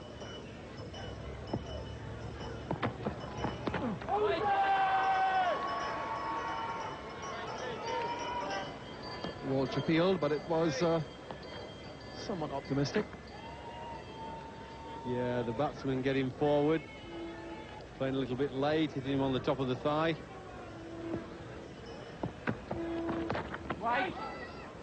Just the 1 run coming from the over. Australia 5 for 227.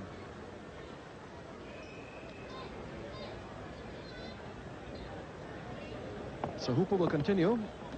Richardson having faith in him.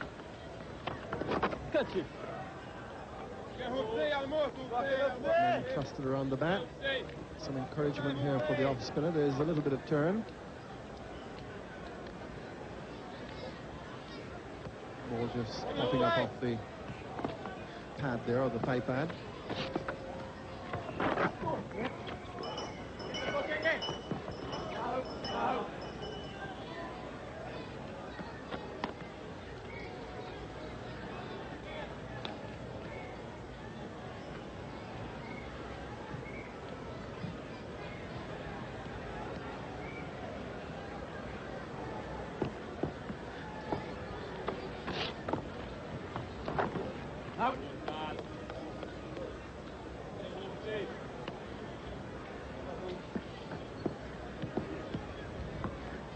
Lead continuing to mount. Australian coach Bobby Simpson was saying yesterday, if Australia could get a lead of somewhere 250 and above, they feel reasonably comfortable with that.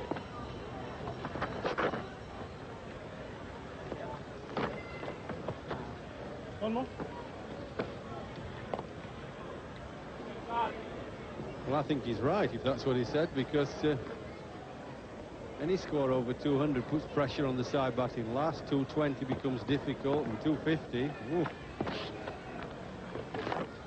West Indies aren't so great at chasing runs in the fourth innings. They're not too good at chasing them in one-day cricket.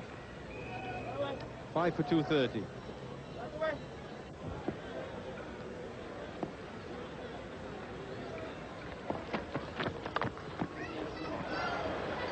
Vicky's edge may go to the fence for more vital runs for Australia.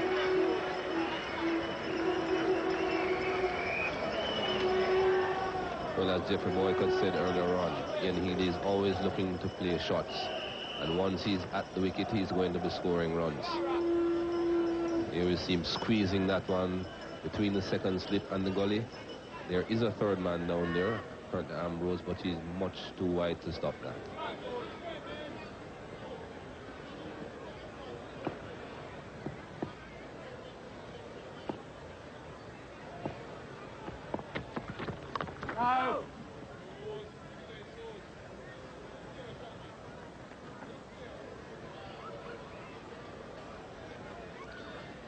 The second wicket to go down this morning was that of Mark Waugh. Beautiful delivery. Again, Winston Benjamin, the bowler.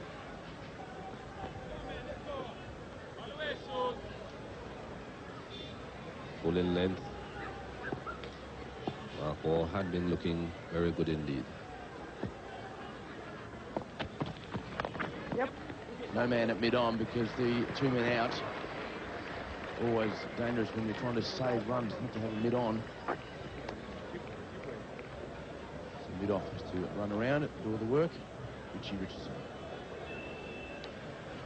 I'm not too sure if this tactic is the correct thing here, because Kenny Benjamin is the slower of all the West Indian fast bowlers, and to have two men out behind square for the hook shot, I don't think that's quite right.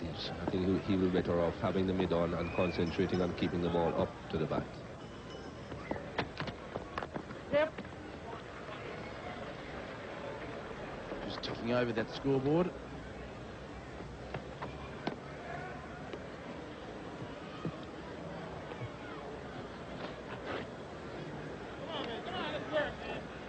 Greg Blewett was the next wicket to fall. A brilliant catch by Stuart Williams at slip. Carl Hooper brought on just to bowl a couple of overs before the interval, and he struck.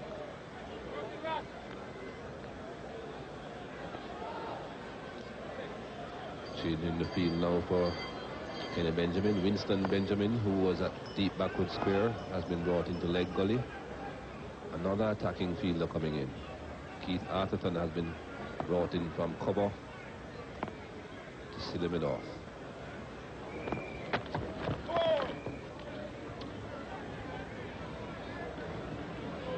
Overstepping the mark. Another run for Australia. And here we see Kenny Benjamin attempting a short delivery. Look how short that pitch is. His body was preventing you from seeing exactly where it pitched, just to show you how close to him the ball actually pitched, and still only got just above waist high.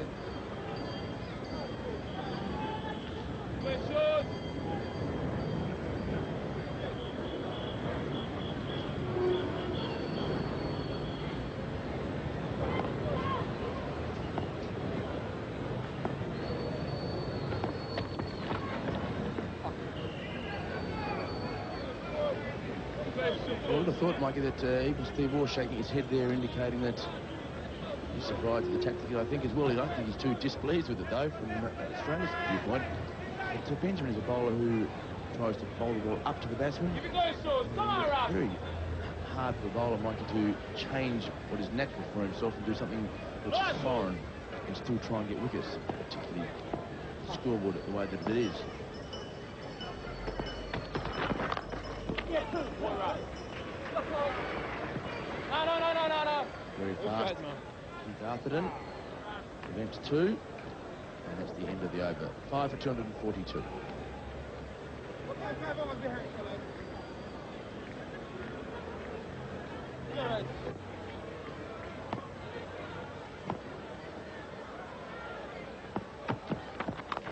Yes. Go right thing. You wait for it. I know, Mikey, it's good to have a theory about how to get batsmen out. And you have to have that. You just can't go out there without any game plan.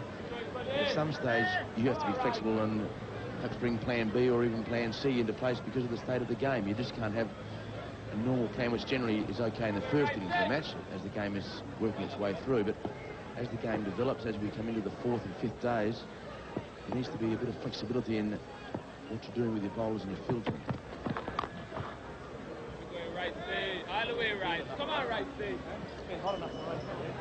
Cornwall's attempting a slow delivery there. Ian Healy always looking to score. Perhaps he thought with a slow delivery he would go through the line of the ball a bit too early and hit it back at him in the air. Didn't quite work out that way on that occasion. But apart from that, David, you also have to realize that you can't concentrate 80–90% on that specific way that you want to get that batsman out. Pretty good delivery there. But if you have a specific plan that you think might get this batsman out, you have got to also have other options. You can't rely solely on that specific plan or that specific option that you have got. You have to have other ways of getting the batsman out as well. And if you set your field solely for that specific plan, it doesn't usually work out.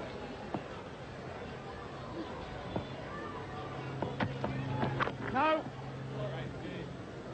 Especially so when that plan involves short pitched bowling. All the way right. Come on, right.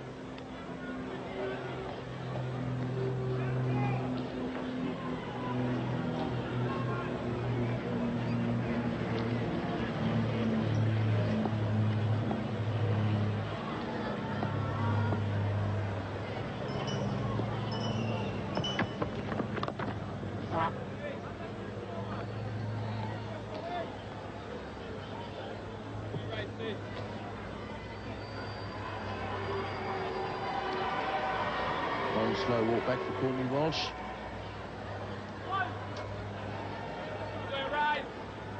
So once again, Ian Healy and Steve Waugh involved in a more than useful partnership, and I guess adding fuel to the people who believe that Steve Waugh should bat at number 6.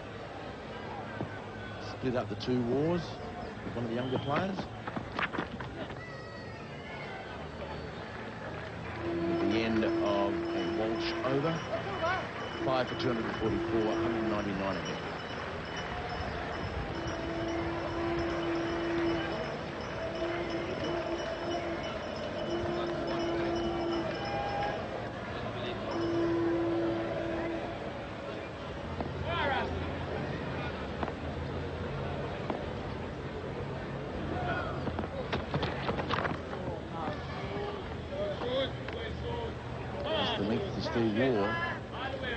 Likes to play back Steve Waugh. Sometimes can misjudge the length. Just need the bowler to bowl 10 or 15 balls in a row in that length and try and induce the false shot from Steve Waugh.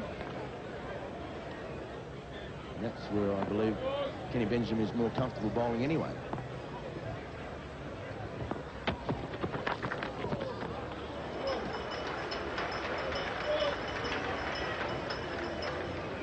Two pretty good batters in this game, David Boone and Jimmy Adams. Adams just around the corner. He hit that very well, did Steve Waugh. Very balanced Jimmy Adams.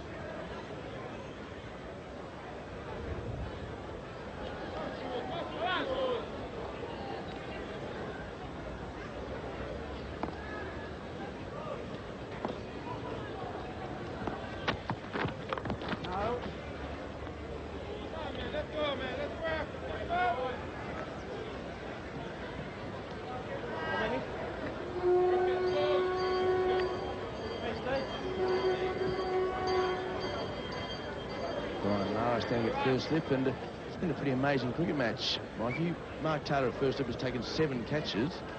Brian Lara has not had a sniff in the series.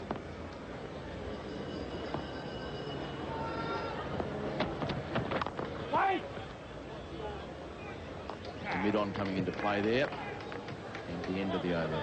It is 5 for 245.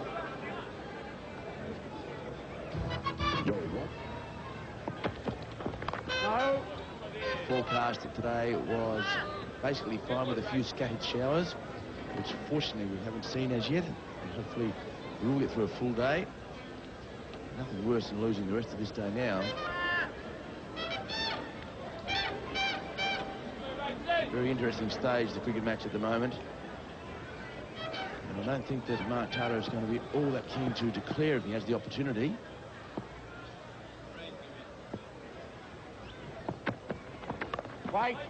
So ironically, Mikey, Australia's best chance of winning may be to get bowled out, as distinct from having to make the decision yourself. That is right. If they get bowled out with a lead of 270-280, they will certainly have an outstanding chance of winning this test match. But I can see Mark Taylor declaring to give the West Indies a target of less than 300. And perhaps even anything close to 300 he might have doubts about.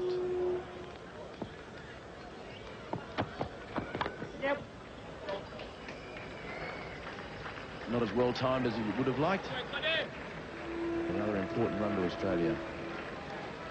It's the 50 partnership between the two Australians. Steve Waugh and Ian Healy once again doing it together. Good time as well when you consider that Ian Healy is not a recognised batsman.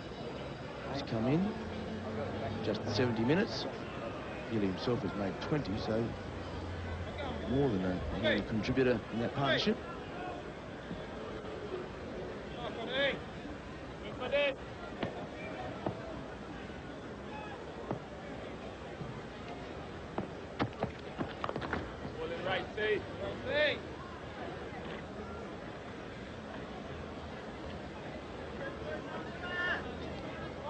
Come on, guys. Don't get the cushion going. Going right, safe.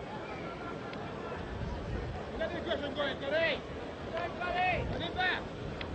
Come on, right. It has been pretty windy out there all day.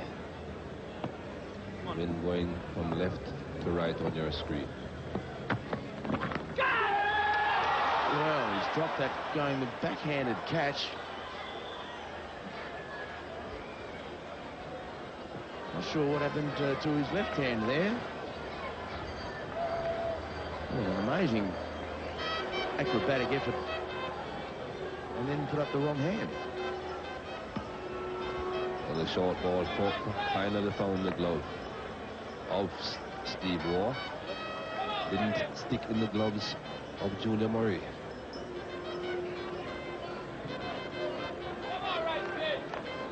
Probably would have caught it at Yankee Stadium in the outfield with a baseball glove on, but gee, a most unusual way to attempt to catch a cricket ball.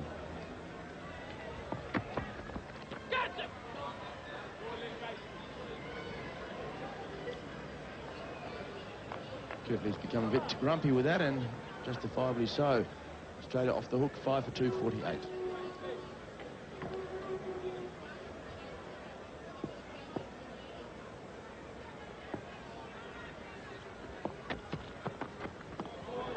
That's the length that Kenny Benjamin has to aim at.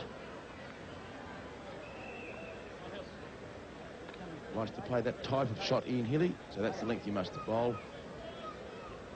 And there's a change in the commentary team. Jeffrey Boycott and Tony Cozier.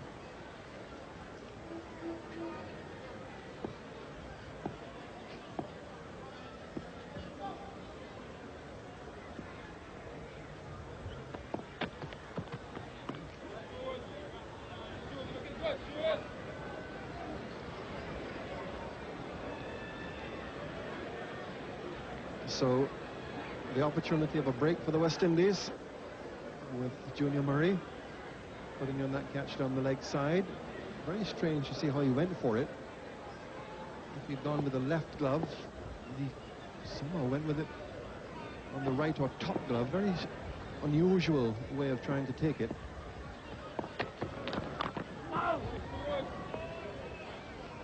And he'll be very disappointed. He's not had a good match. Murray behind the stumps. He dropped the chance on the first day of Mark Taylor down the leg side, which normally would have held. He's a very athletic, agile. We saw that tremendous catch in Barbados in the first test match to get rid of the same Steve Waugh, who he's just put down. And that really would have been a significant break for the West Indies. This partnership now is grown to 52.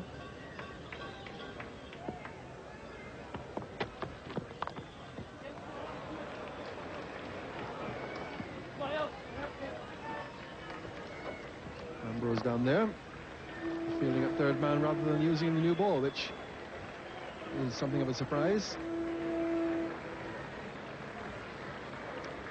Well, the key to wicket keeping is quite simply how many you catch and how many you drop. And that's a really poor effort. It's a poor effort not just because he dropped it, but going with his right hand when it's on his left-hand side. He obviously didn't have much confidence in his left hand. Wait.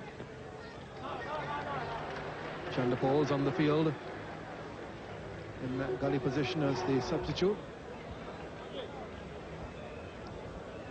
And the point I always make to people, it's not how you look. Some people look very smart wicket keepers. Some are untidy wicket keepers. But it's whether you catch the nicks when they come or the gloves like that. And that's what made Alan Knott the best I've ever seen in my career, because he hardly ever missed anything. Didn't matter that he was very superstitious, a little handkerchief hanging out of his pocket, with tape on his shirt sleeves, and his collar was always up, and with various mannerisms. The crux of it is, when he got an opportunity to catch a stumping, he rarely ever missed it. His percentage of drops were very, very small indeed. And when you're in crucial situations like this, tight situations, wickets desperate, the keeper's got to be on top form. He's got to keep everybody going in the field, and particularly those bowlers. 5 for 2, 5-1.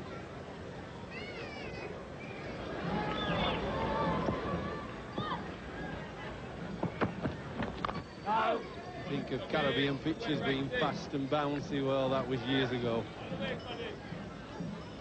It's amazing how just a year or two can make the difference. Our surface can change. When England played here in 1990, it was very fast. But then they had Andy Roberts as groundsman. He was a fast bowler. He knew how to make true pitches with bounce and pace. And West Indies gave England a torrid time. But I don't think he'll be right thrilled about this. Courtney Walsh trying to round the wicket. Yep. He's just defeated all the bowlers, really. The odd moment when somebody like Walsh has got something out of it, but the rest of the time it's been a disappointment. 5 for 2, 53.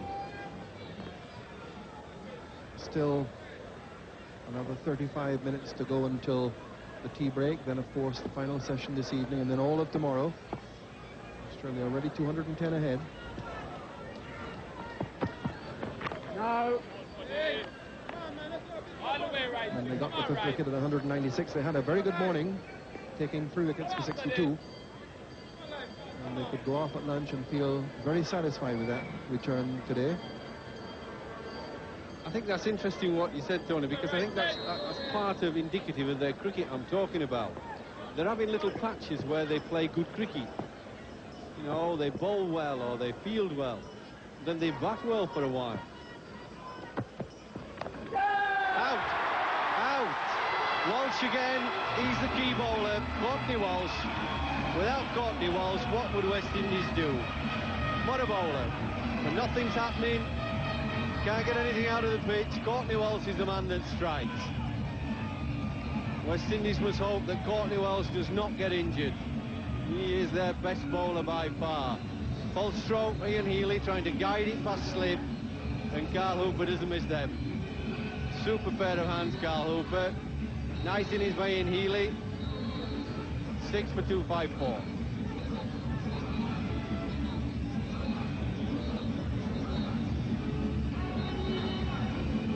So a very vital innings by Ian Healy in the circumstances. That was Carl Hooper's 50th test catch. And he really does have a very safe pair of hands in that slip forward. Picks him up easily. Brendan Julian comes out now. So the match once more still on a knife edge with the pair of Waugh and Healy together. Australia were building up a very formidable position. They still have I would think just the slightest of edges on the West Indies at the present time. 2:54 for 5, they lead by 2:10. 4 wickets to fall. And of course, if the West Indies can take these last 4 wickets quickly and cheaply, that'll give them the advantage. Yeah, you have to just fancy Australia being just slightly ahead.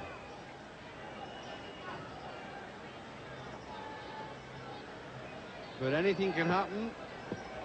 Yeah, nice catching. They like those. Right into the midriff. Slip catches, you like those.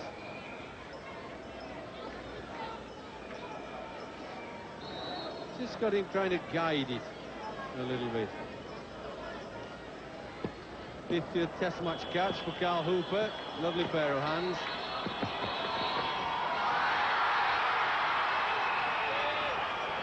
Well, Courtney Walsh has brought the crowd to life.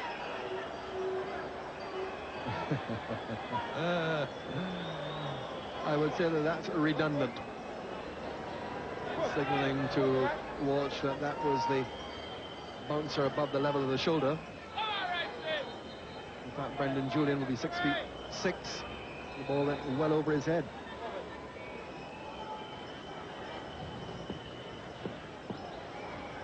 That's the way to take slip catches. Eyes on the ball all the way. Hands well cupped into the lap. And no possibility of getting out.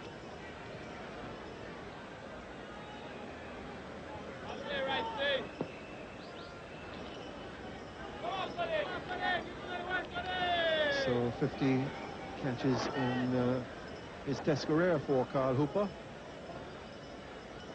One of the reasons why he has maintained his place in the West Indies team is all-round talents.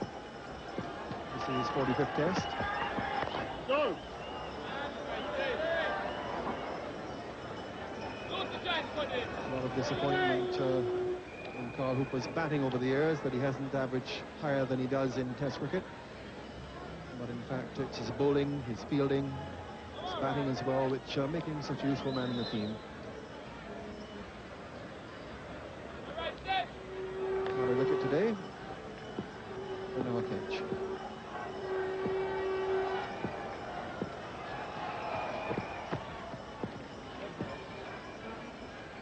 Courtney Walsh with his first wicket of the day.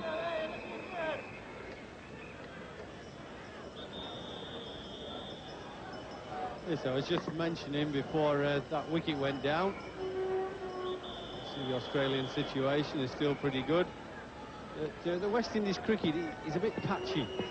Comes and goes. They cannot sustain a level of performance. And that's why they raise everybody's spirits 1 minute.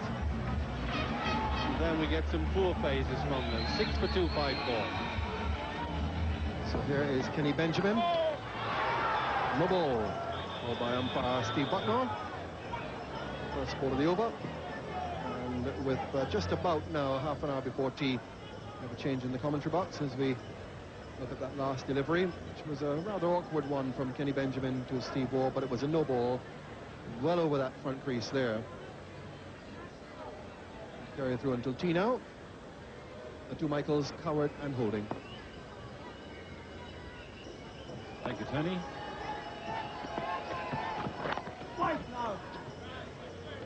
The West Indian bowlers continuing to work into Steve Waugh's body, as they have done for much of the last 10 years or so.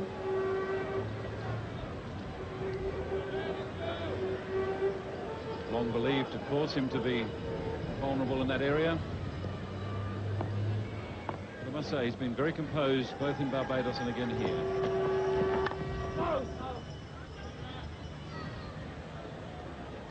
I think this was a very important time in his development as a very senior player.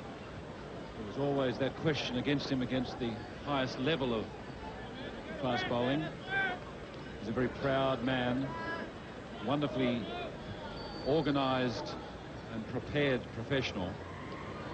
It would irk him to consider that Well, there were people who considered him inadequate against really top-class bowling. There's his... Yes, yes, yes.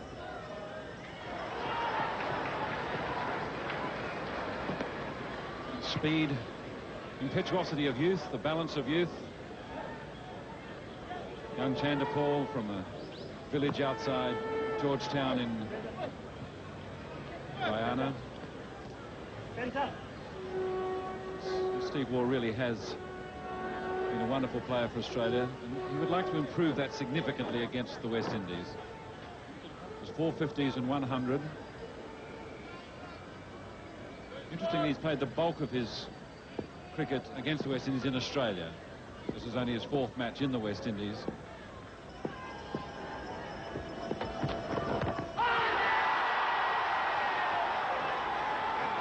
Appeal from the crowd, but nothing really much from Kenny Benjamin and Steve Buckner, not at all interested. And rightly so. The ball well pitched up there by Kenny Benjamin. Certainly the way to be bowling to the men in the lower order, but as you can see there, all 3 stumps exposed, and that ball certainly would have missed.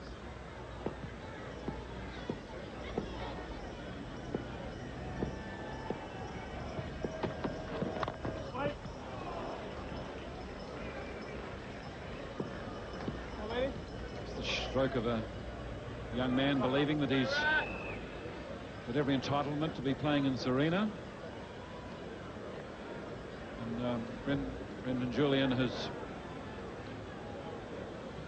demonstrated in a very short time that he is worthy of taking the responsibility in this Australian side.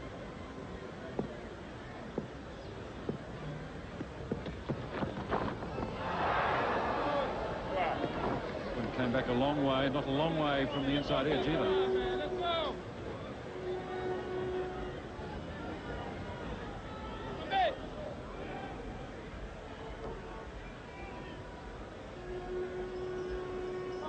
It's 6 for 256. Yo, what?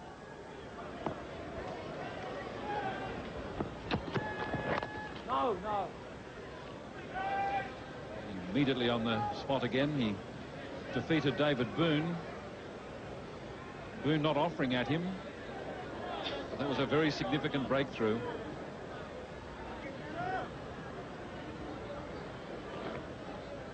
And then he managed to York Mark Waugh, and that is no mean achievement.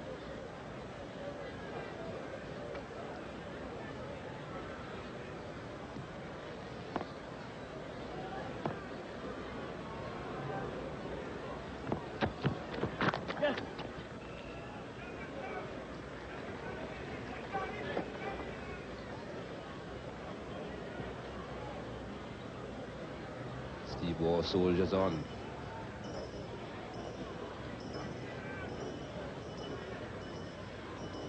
Heading for another half-century here. He already has 4 against the West Indies and the 1 century that he made in Sydney. Looking to improve upon those figures here in the Caribbean. And at the moment he's batting very well indeed.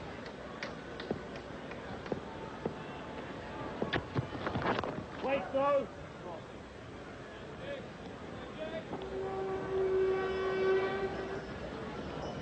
Yes, it would mean a lot for him, Michael, to get runs here in the West Indies. He was so frustrated that he was overlooked in 91.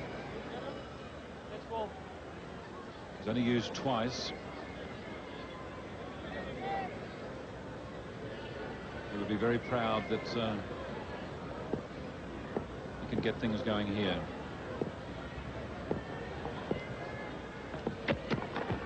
Wait.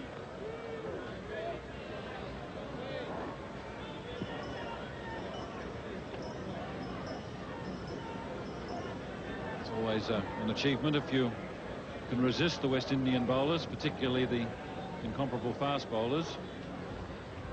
And there's Curtly Ambrose stretching, and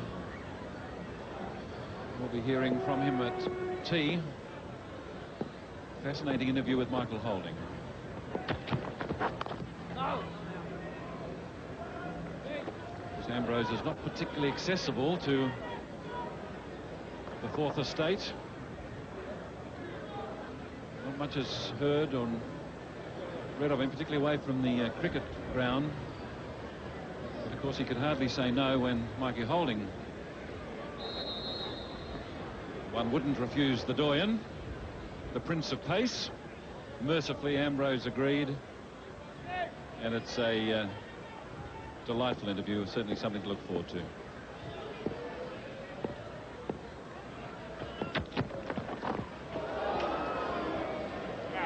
One along the floor, which can happen in Antigua at 6 for 266.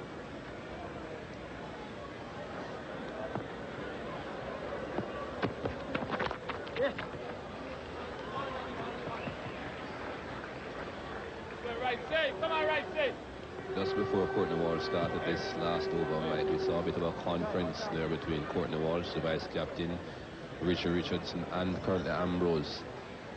And then we saw them consulting umpire David Shepherd. I think that was all to do about whether Ambrose would be allowed to bowl before tea or not. I think when David Shepherd told them that there were perhaps just about 8 or 9 minutes left before tea time, they decided, well, Courtney, you had better go through until tea. No point Ambrose bowling just the one over.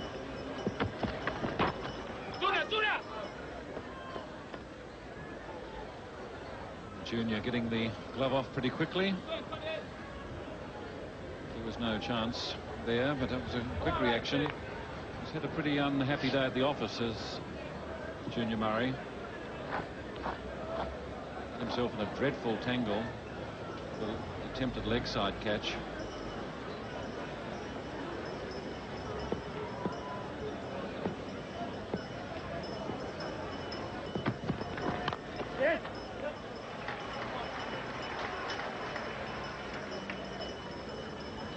All the way right, Steve.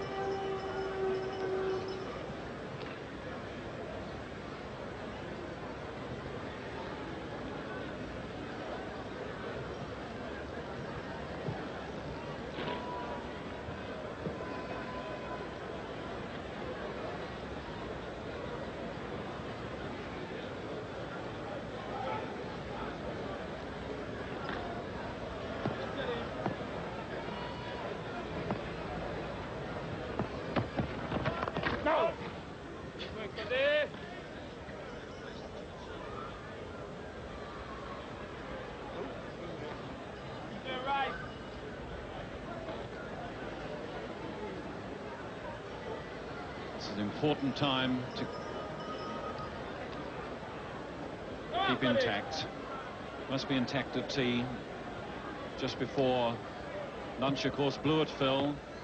Time and time again we've seen Australians fall just before the adjournment. Yes.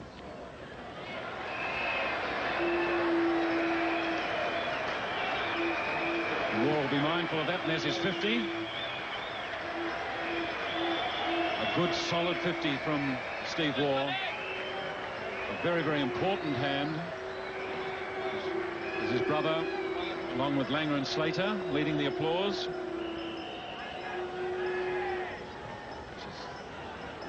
33rd 50 in Test match cricket.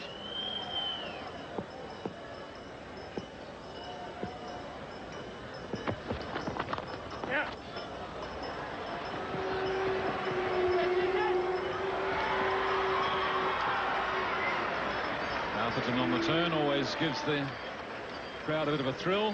Wonderful fieldsman. Wonderful fieldsman. 6 for 271.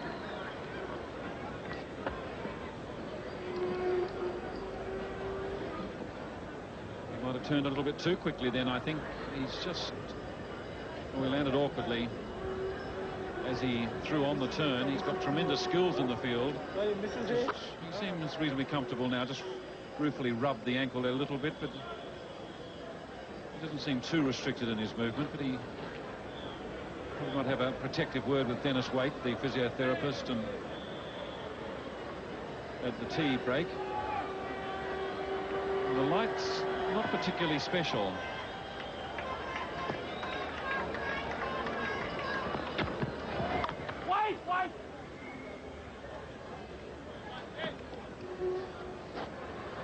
Steve Waugh's 33rd 50 in Test match cricket. On 7 times he's gone on to reach 100. And how he would like to do it here. Only 4 wickets in hand, of course. But I must say, Brendan Julian's just giving him steadfast support.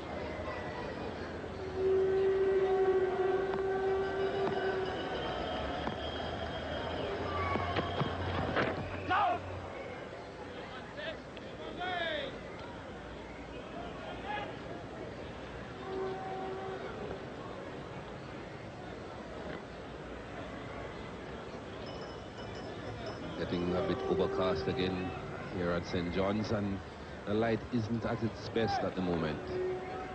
We have lost so much time to bad weather already, and yet still this test match is still so evenly poised.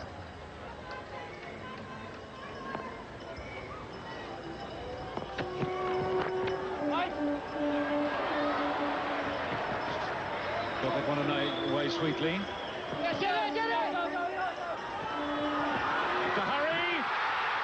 He's gone! He's gone! David Shepherd had no hesitation. Jimmy Adams in the deep. And that's exactly what the Australians didn't want just before the adjournment, and it's what has happened consistently. Blew it just before lunch. Julian just before tea. Shaking his head. He was a bit slow in coming back for that 3rd run. It certainly was 3 on here. He had to wait a bit because the ball was going to Jimmy Adams. When he saw that it did pass, he started a run and then hesitated. Well short of his ground. David Shepherd didn't have to ask for the 3rd umpire to intervene on this occasion. It was well short of his ground. A long way out. And so this seesaw test match continued, with the Australians taking an ever stronger position to Steve Waugh, and he is 52 not out.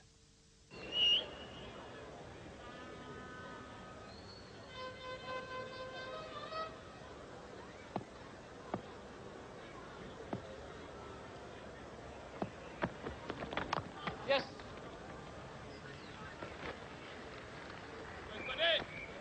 So the first run of the day. 74 now for 7. It's quite remarkable how much Test cricket has been lost in this island, which is considered very much as one of the drier islands in the West Indies. We've had 2 full days lost previously.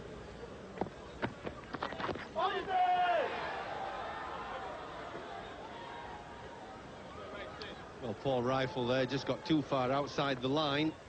He was looking to play the ball, it came back on him, but he got his pad outside off stump, playing a shot, so he's not out.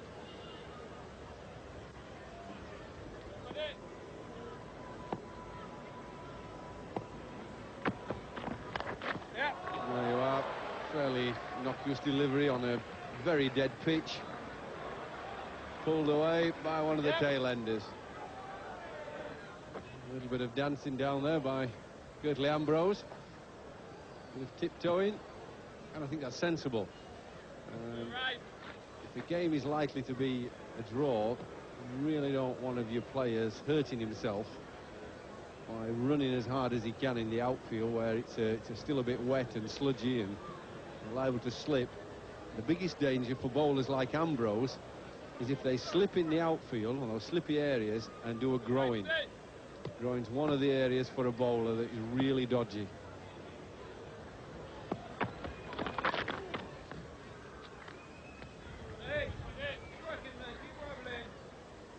And Gertley Ambrose, those who follow the cricket know that he had just a slight twinge in there and missed the one-day international in Guyana. Not serious, but I always felt as a player, whenever one of the bowlers gets a little bit of a groin strain, you just worry a little bit.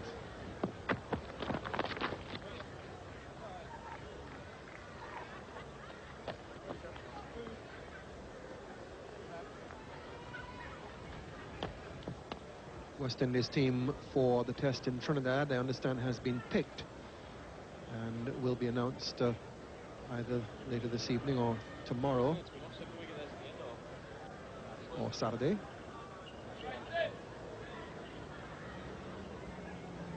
And that's going to be interesting as well.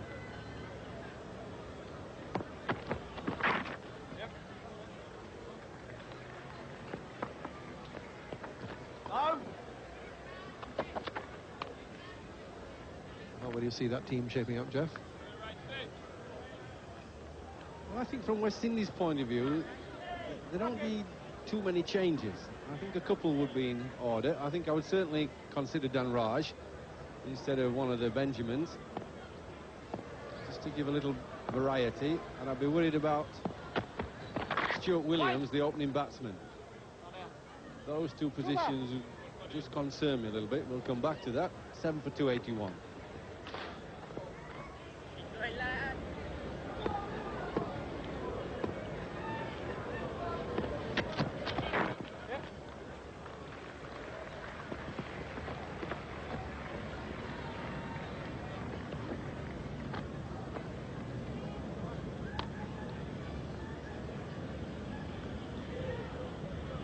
So I say we go on to Trinidad then, starting on tomorrow week.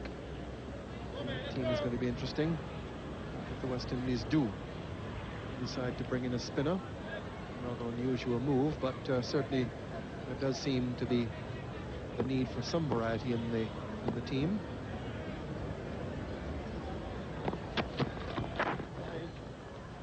Which brings us to the board 11 team, which has been picked for the match in St. Kitts over the weekend. There's no Dan Raj in that team, and that certainly would have been an opportunity for Dan Raj, Chandapol, who are in the squad but not playing, to have a game. They haven't played now for some time.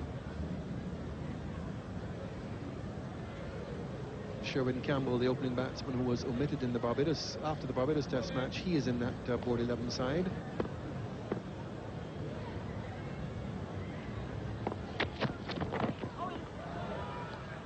Would be strong claims as well for Phil Simmons, as you mentioned, Stuart Williams. If they do decide, in fact, to go for the spinner rather than the quicker bowler, Simmons' ability to bowl medium pace would strengthen his case. So it's going to be very interesting to see how the selectors view things. Well, I like Sherwin Campbell, but I'm not sure this is the moment to bring him in. And I wouldn't discount Phil Simmons in this situation. 1-0 down, catch-up cricket. The other thing is, if you play Phil Simmons, he hasn't got a greatest Test match record, but neither have Stuart Williams and young Campbell yet. You know, they're very inexperienced. The one thing you can do when you play Phil Simmons, you can definitely leave out one of the Benjamins, because Phil Simmons can bowl a little bit of medium pace and play Dan Raj. So it gives you 3 faster bowlers, a bit of medium pace from Phil Simmons, and it gives you Dan Raj's spin. And then you've got the itsy-bitsy bowling of Jimmy Adams and Keith Atherton and lollipop bowler Carl Hooper.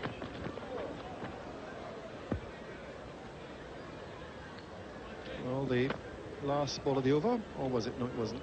Umpire just coming to readjust the top of the stumps there. Just slipped from his grasp, that one.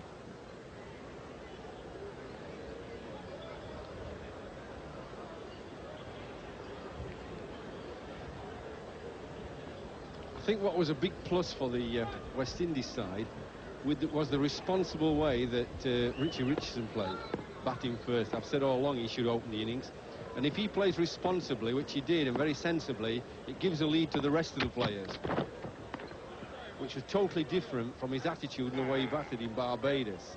I think that's a good sign. 7 for 283.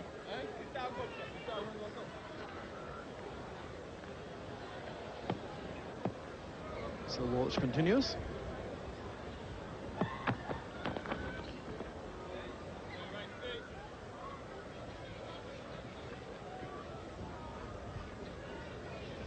The Australians who played really so well in Barbados, where the West Indies played so badly. It's been a very even Test match here. I'd say that Australia may have felt coming into this last day that they had the slight advantage. Of course, the West Indies, with felt that they might have had an opportunity as well. So the teams have evened up here. Now there are 2 test matches to go. And while, Jeff, I can see the West Indies being able to play a lot better, perhaps the Australians can up their game only a little bit more. Perhaps their batting can get a little bit better. But they have played certainly very well so far. And you felt that the West Indies still have a little bit in reserve. Well, I think the word I'd use about the West Indies, it's been patchy cricket. There've been some good patches in this match, where you'll be lucky to find any good patches in what they dished up in Barbados. But here there's been some good patches, but it has been patchy. They've not been able to sustain it, whereby I feel Australia have really played as a team. Good, tough, competitive cricket, everybody fielding well, catching their catches, bowlers bowling really tight and pressuring the batsmen. And probably the one area you would see Australia improving on is one of their batsmen going on to make a big century. Quite a few of them have got starts in Barbados and here. Nobody's gone on and made, you know, a big score. Other than that, I think they're just playing really, really good, tough cricket out of Australia. Good cricket. The West Indies, I mean, they've got to improve. People like Ambrose have got to somehow get hot somewhere. He's too good a bowler. And the batting being dismissed for under 200 twice in Barbados, 180 odd for 3 here, and all out for 260. Really, you look at that batting side, it's a strong lineup on paper, and that batting has got to come better somewhere along the line. Too many sloppy shots. I mean, Keith Atherton, I told him the other morning, I said he's playing beautifully, and then sort of run it to slip, and Hooper's shot to mid-wicket was an awful shot. Nothing sort of shot. Brian Lara played brilliantly, and then he took a ball from 1.5 foot outside off stump, trying to whip it to the onside, when there was a big 100 begging for him. He'd done all the hard work. But there are some good signs. But certainly they can and do need to play even better.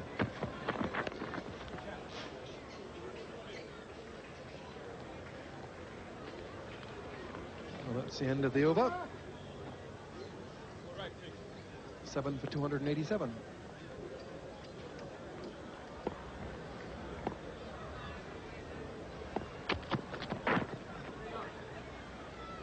We've had just under half an hour's play. Really, things seem just to be going through the motions here now. Talking about which, it's not a bad place just to go through the motions. One of the many beaches here in Antigua. 365 of them they have, one for each day of the year, they say.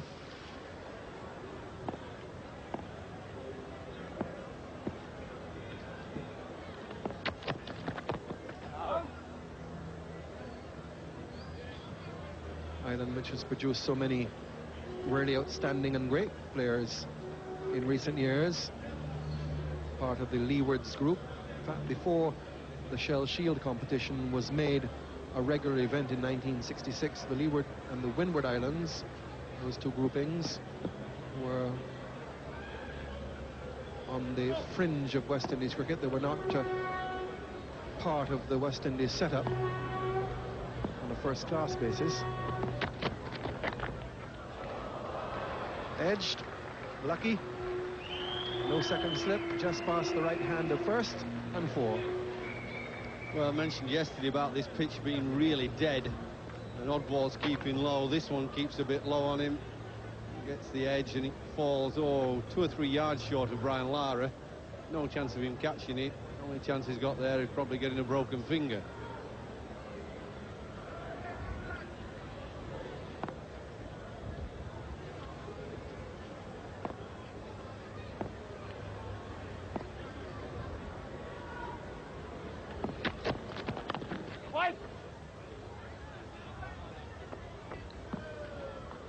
Fielders just still a little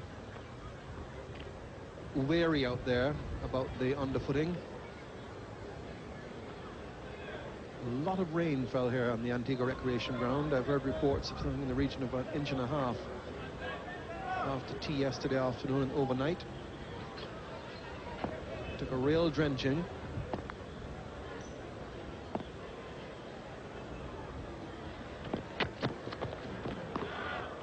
It's a beauty. Winston Benjamin has bowled as well as he's bowled for the West Indies in this match. It's been a long career for him. That's the line he should be bowling most of the time, though, outside off stump. I feel at times he bowls a bit too straight. That's okay when you're bowling that in-swinging Yorker. You want it to be straight for LBW or bowl. But he bowls a little bit too much middle stump, and we worked on the onside. Like that. I mean, that's an easy ball. Just drifting down all the time. It's over, 7 for 293.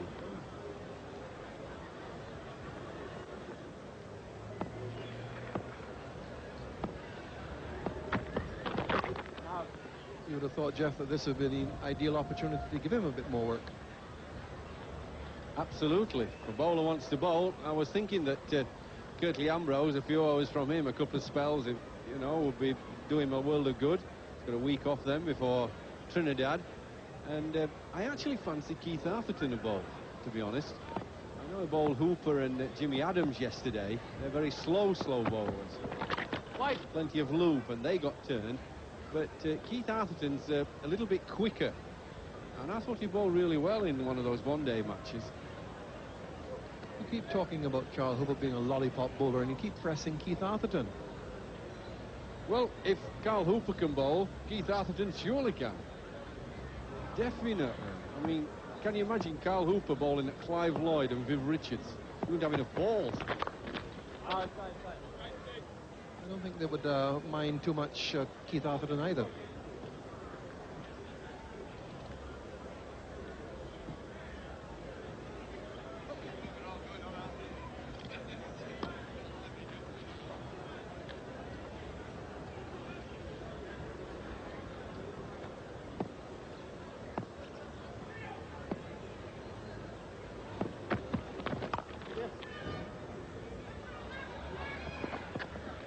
Really now just going through the motions out there. One wonders if Australia will declare at all, if they feel it necessary that they should. I'm sure that the way things are going, it looks very much as if they'll continue.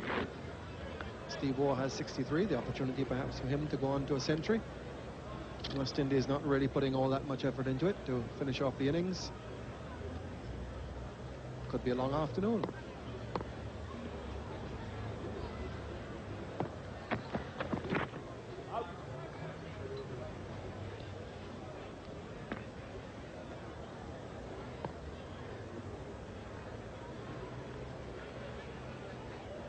But seriously, Jeff, I do take your point about Keith Atherton. If you have someone who can at least bring his arm over and drop it on a length, perhaps he should be encouraged to bowl a lot more in the nets. Always useful to have batsmen who can bowl. The Wars, for instance. Well, past the keeper. Going the wrong way. And wrong-footed. Passed him to his right. A couple of inches from the ground. Let's see just how high the ball was off the ground. It did passed him very low indeed, in fact bouncing just in front of him and just wrong-footing him with the outside edge. And now, at the request of Geoffrey Boycott, Richie Richardson has brought on Carl Hooper. Here's my man, Carl. He's the man to get him out. Flight and guile. Toss him up.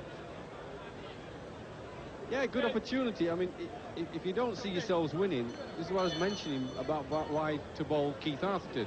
Bowl Carl Hooper. I don't think Carl Hooper's bowled as well this season in the West Indies.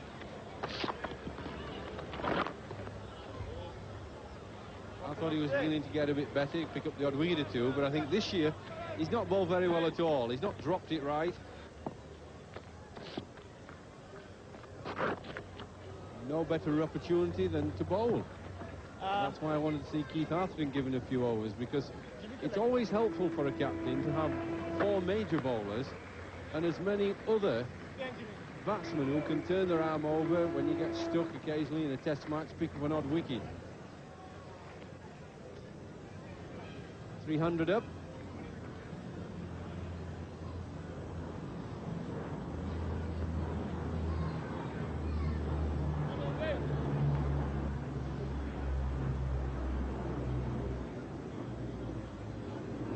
I've heard knowledgeable observers mention this season that they reckon Carl Hooper's changed his action somewhat. I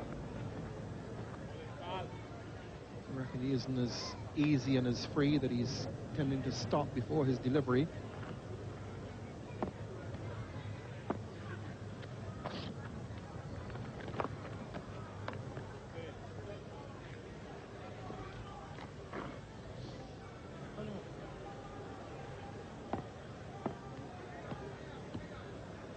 What do you reckon, Jeff? Same as always to you?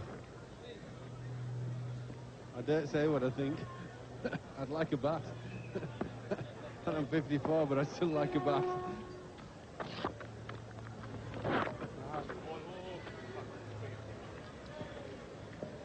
First over from Hooper. And in fact, Australia are declaring. So there's a bold move by the captain. He's called Australia in at 7 for 300. Shane Warne, who will be involved in the not-too-distant future, one would imagine, that Taylor has used him early on each occasion, both in Barbados and here. But, of course, at the moment, to share the new ball will be Julian.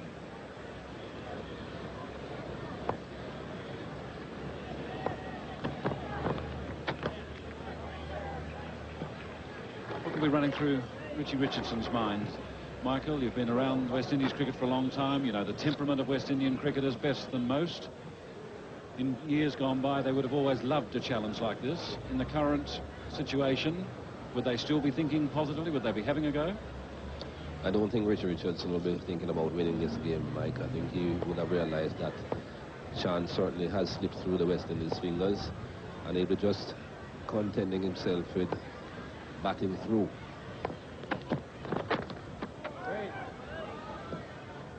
Came in as the opener in this test match after the two young openers in Barbados failed.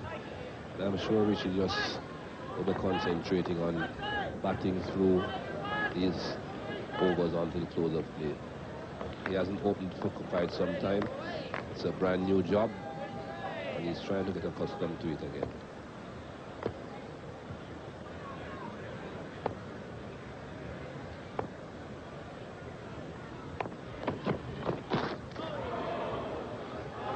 Takes that one on the body.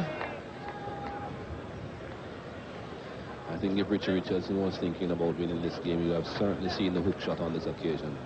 But there you see him taking the blow on the body. There's no padding there, so you can just imagine that he must have felt that. And that's just to show you what Richie Richardson is thinking of. He prefer to take the blow than to get himself out or to play an attacking shot.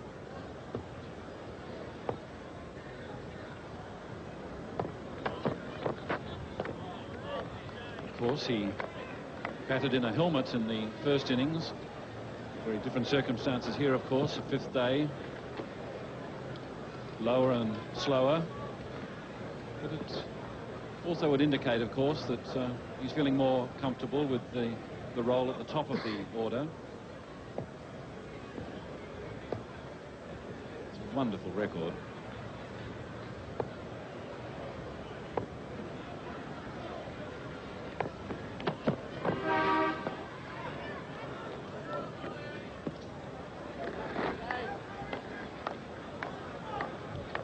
Julian concentrating on that line just outside the off stump, and the feel that he has got, that is the line that he has to be bowling. Off stump, just outside the off stump.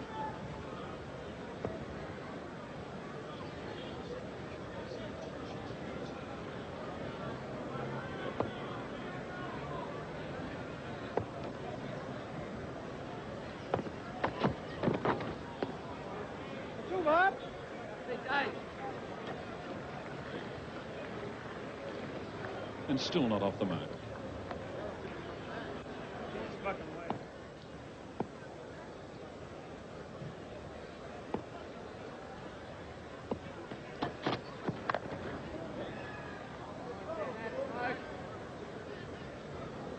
course, with a revamped batting order in this match, the West Indies, with Richardson coming up to 1, with Stuart Williams, Jimmy Adams, of course, at 4.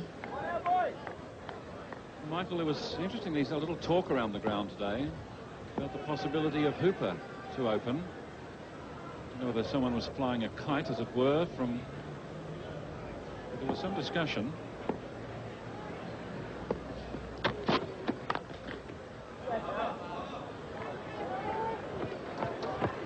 Williams is away, as indeed are the West Indies. Have you got any thoughts, one way or the other, on Hooper as the top of the order? Well, to be honest, Mike, from way back in 92, 93, when the West Indies were in Australia and having problems with the opening position, I suggested that Carl Hooper could be given the task to open. Because Carl Hooper has been a player that has shown tremendous ability, but just hasn't been producing the goods. That's the man in the middle of your picture there.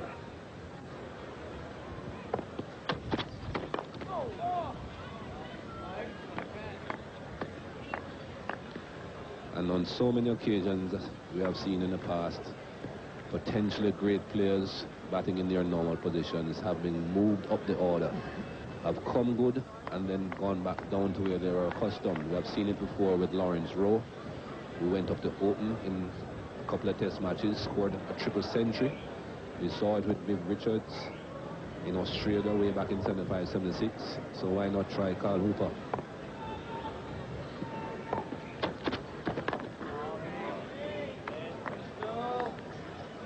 Food for thought for the selectors. Apparently they have made their decision for Trinidad, but it won't be announced until tonight or tomorrow. It's interesting that they've made that decision, Michael, before the three-day match in St Kitts has been resolved. In Australia, the selectors would pay more attention to a tour game like that before naming a test match side.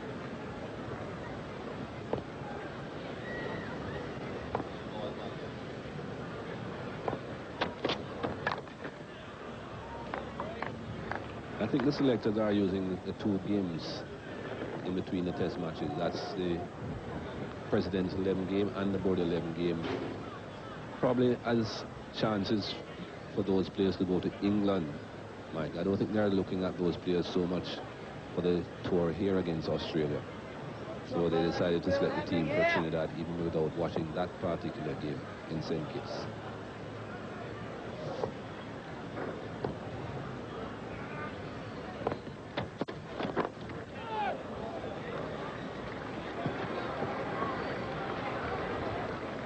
Characteristic of Richardson. In the air, it's no wicket for 3. 2 legs. Left arm over.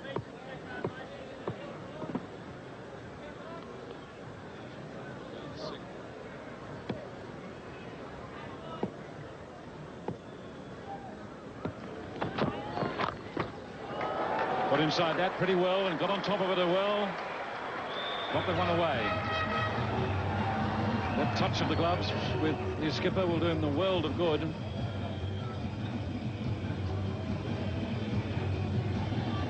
That was a good shot. He got on top of it, rolled the wrist, as you can see there, and hit it straight down into the ground. Didn't bounce very high. It was just on the height of the shoulder when he played the shot. He has to be careful when he's playing those shots, though. That height is fine, but anything higher could get him in trouble.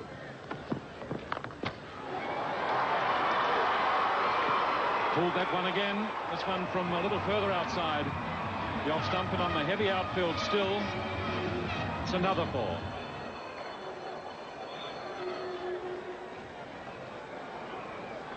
And got on top of this one again. And you look at the height of this. Again, not very high, just below shoulder height. So he could get on top of it and pull it down. It was well wide of off stump. But he got on top and hit it straight down into the ground.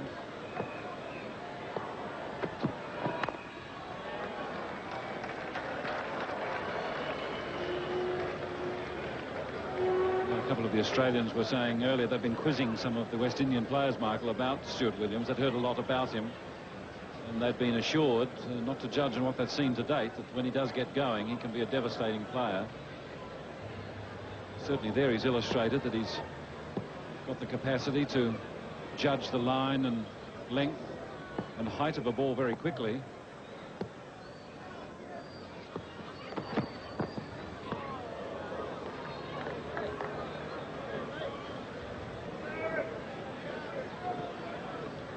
This one pitched outside the line of off stump and passed between bat and pad. Got a long way away from the pad there.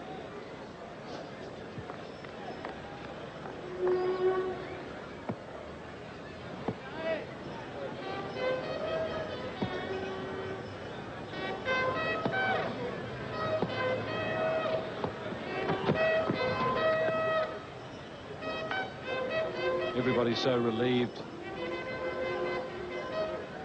The cricket is being played. It's been for so much of the day, it seemed unlikely that the bugler celebrating the fact that we are at last underway.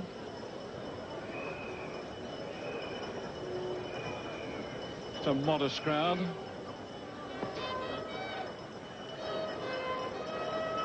Mayfield in something light and transparent, I think, or perhaps he's going to jump from his stage today. Will the chute open? Only time will tell.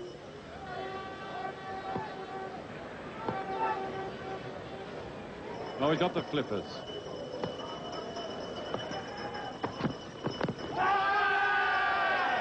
Emphatic appeal by Julian. Umpire Shepherd not interested. It's no wicket for 11.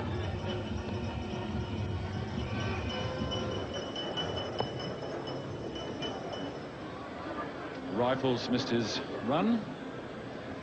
And we had Brendan Julian going up very confidently for an LBW decision against Stuart Williams, and you can safely say that that ball was in line with the stumps when it hit Stuart Williams, but with Brendan Julian unable to bring the ball into the right-hander, it pitched outside leg stump before hitting the pad. Fouled him.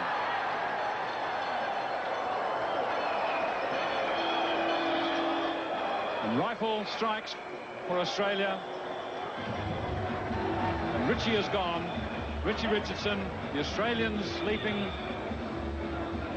Australian flag flying high. Richardson's colours lowered. Well, Australia will be very pleased with this dismissal. Ball passed outside the edge of Richie Richardson's bat. Played down the wrong line. It's 1 for 11 West Indies.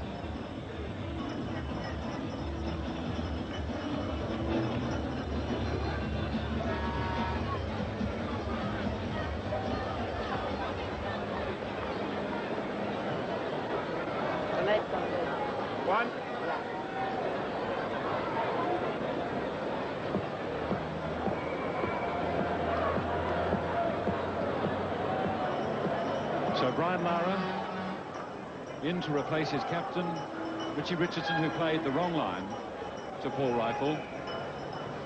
This dismissal certainly will please Australia because Richie Richardson went to open the innings because they were having problems with the opening position, West Indies. And now that he has opened the innings, he didn't do too bad in the first, but failed in the second. So just adds a bit more confusion to the whole situation.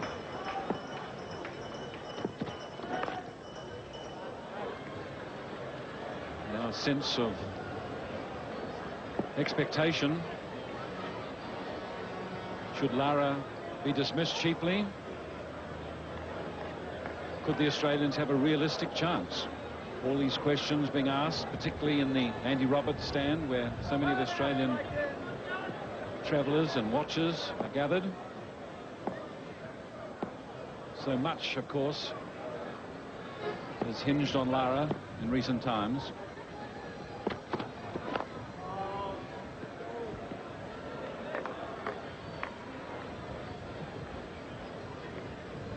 Brian Lara knows that he has to stay at the crease.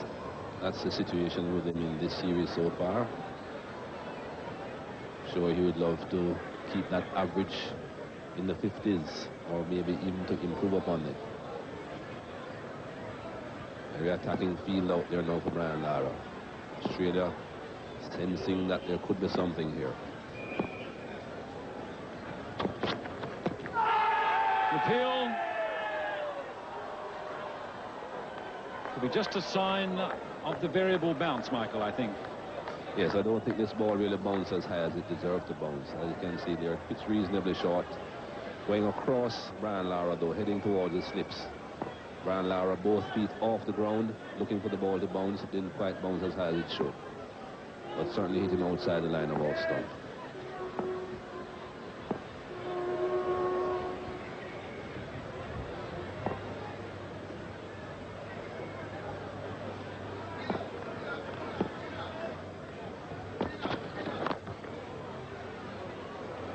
It becomes a battle of the mind, doesn't it, Michael, to a large degree. In situations like that, the mind takes over. The tension, the adrenaline's coursing, so much emotional energy is expended. And certainly the batsmen are pretty much in a no-win situation, trying to survive at the crease, because obviously the West Indies haven't got a chance of winning this test match.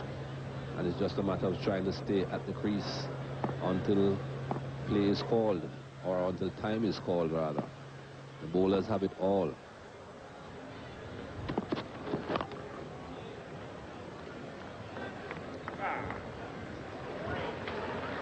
It's 1 for 11.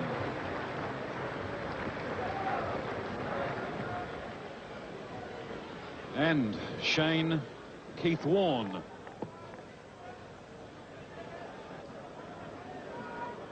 To bowl. He's been used early, and so is the case again. Yeah. Fine.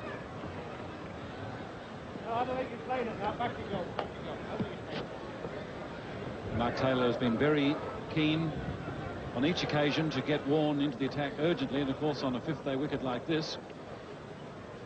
Come on, 8. 6. The 7th over, and he's involved.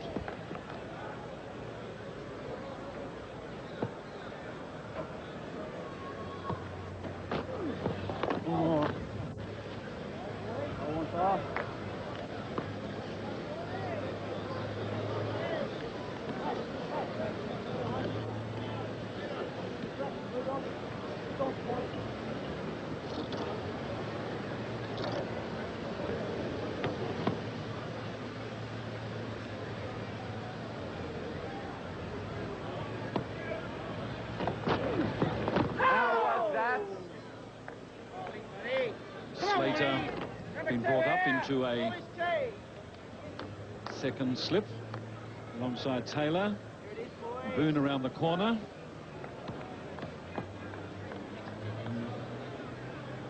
Mark Waugh in at silly mid-off, silly point.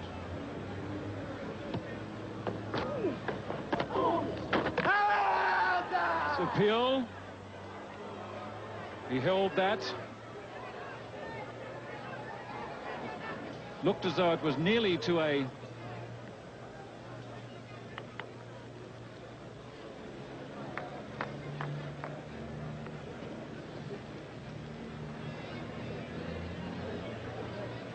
and Stuart Williams playing inside the line of that delivery. Toes seemed to be on the line, and then he saw that.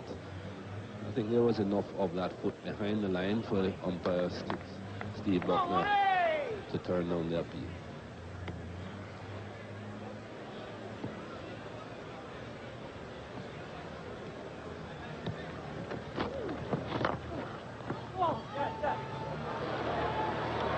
coming forward, and he'll be rewarded for that. Warne couldn't quite get to it. Julian being to be careful with his footing in the deep.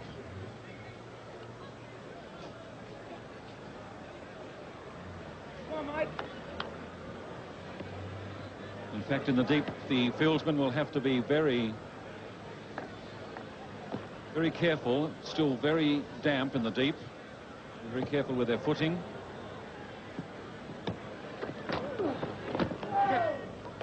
That's over. Time. It's tea. Leans forward, and it's the tea adjournment, and Stuart Williams will be very relieved that he's made it there. Shane Warne resuming from the Viv Richards Players Pavilion end. On to Lara. Yeah. Short, and Brian Lara doesn't miss too many opportunities to put those past the fieldsman. Slow out the field will prevent the boundary. Greg Blewett chasing. And a couple to Lara.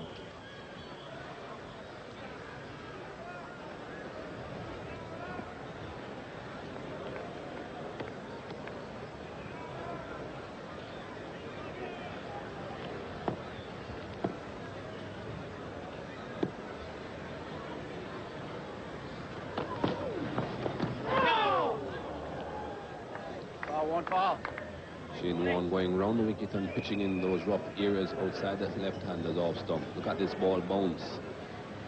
Went over the top of the pad and hit Brian Lara on his glove. Luckily for Brian Lara, it went straight back down onto the ground.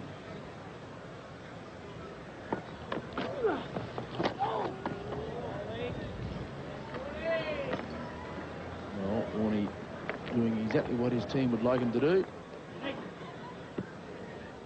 No doubt we'll be pretty pleased with those last couple of deliveries.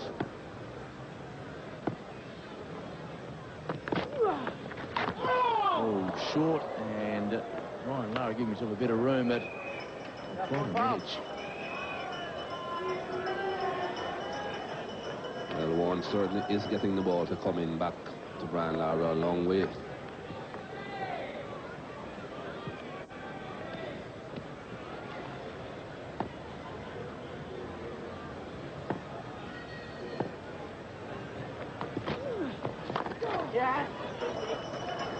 Well, I don't think Shane will be too displeased with that either. Certainly hitting with a spin, Brian Lara, but whipping it through mid-wicket from a long way outside off stump. Sub, 45 into a catching mid-wicket. Well, I suppose if he gets right to the pitch, he can attempt shots like this, but it's always going to be pretty dangerous on those rough areas outside the off stump. He has to make sure that he's picking the right delivery as well, that it's the leg break, which is the ball coming into the left-hander, and not the googly, the ball going away from the right left-hander.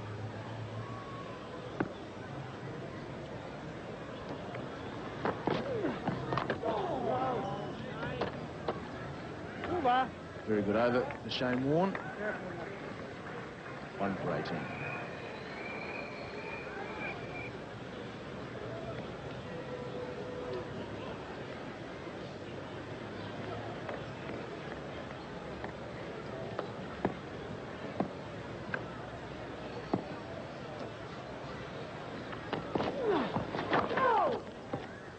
Bounce and turn again. That left foot, Shane, you're there again, mate. Lots of bounce and turn for Shane Warne, proving a pretty difficult customer.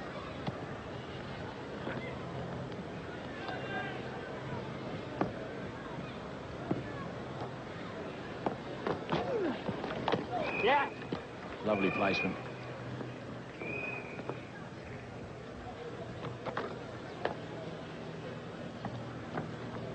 Back over. Coming over the wicket.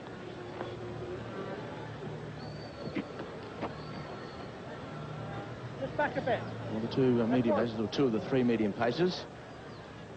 Rifle on the right and a Julian on the left. And there's been a bit of speculation that Craig McDermott may come back for the final 2 test matches here in Trinidad and Jamaica.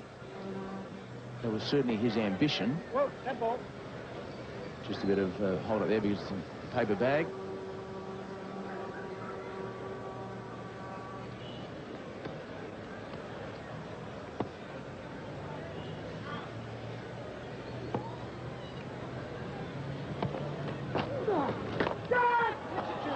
Chance. Bowling. More chance off Mark Ward's knee to somebody else or hand. Well, this is the type of shot that I was talking about, playing against the spin. Stuart Williams trying to play a leg spinner towards the onside without covering the spin. Very inadvisable.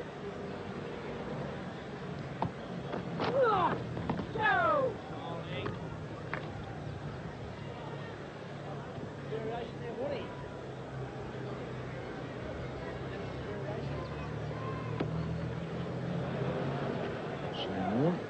I'm pretty pleased with what's happening today.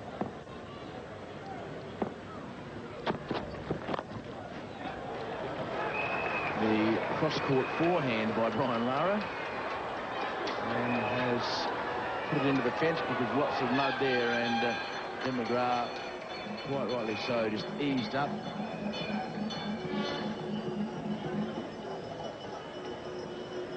There are a lot of empty spaces out on that onside, just the one man in front of the bat, and that's David Boone at forward short leg. So Brian Lara just tugging that delivery from the off stump out onto the onside.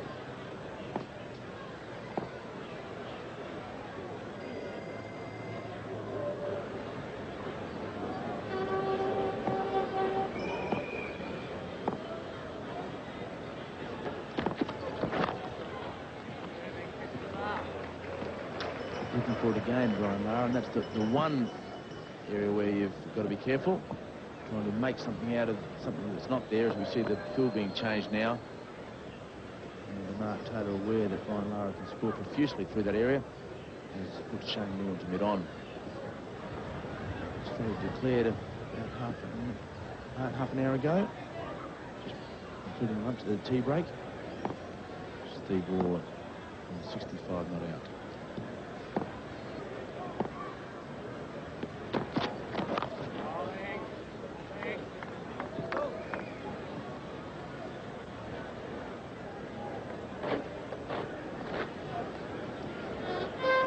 Seven bowlers used by the West Indies, and that in itself is a rarity, Mikey.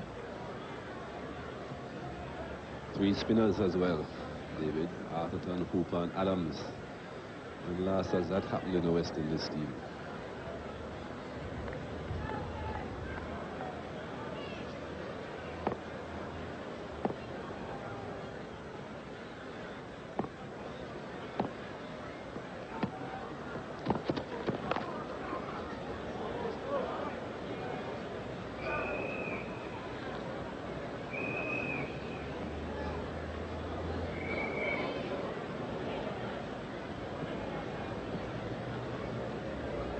Up to the 9 and over. I just wonder, in the same situation, Mikey, in those very, very good sides in which you played, and not detracting from this side at all, but in the wonderfully free-scoring sides with Greenwich and Haynes and Viv Richards, Gus Logie, Clive Lloyd, Larry Gomes, I just wonder whether they would have attempted to chase this target.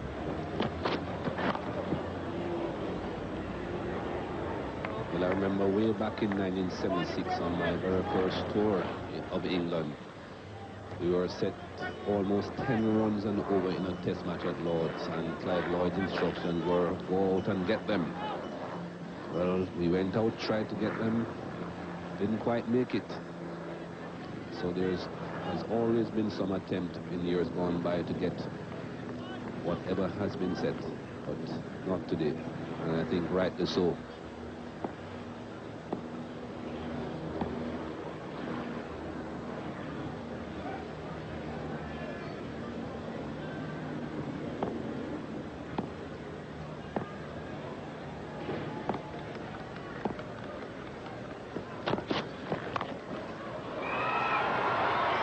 Through the offside, and once again, because of the rains over the last 3 days, it won't get to the boundary line. Michael Slater in pursuit. And at the end of another Paul rifle over, the West Indies 1 for 27.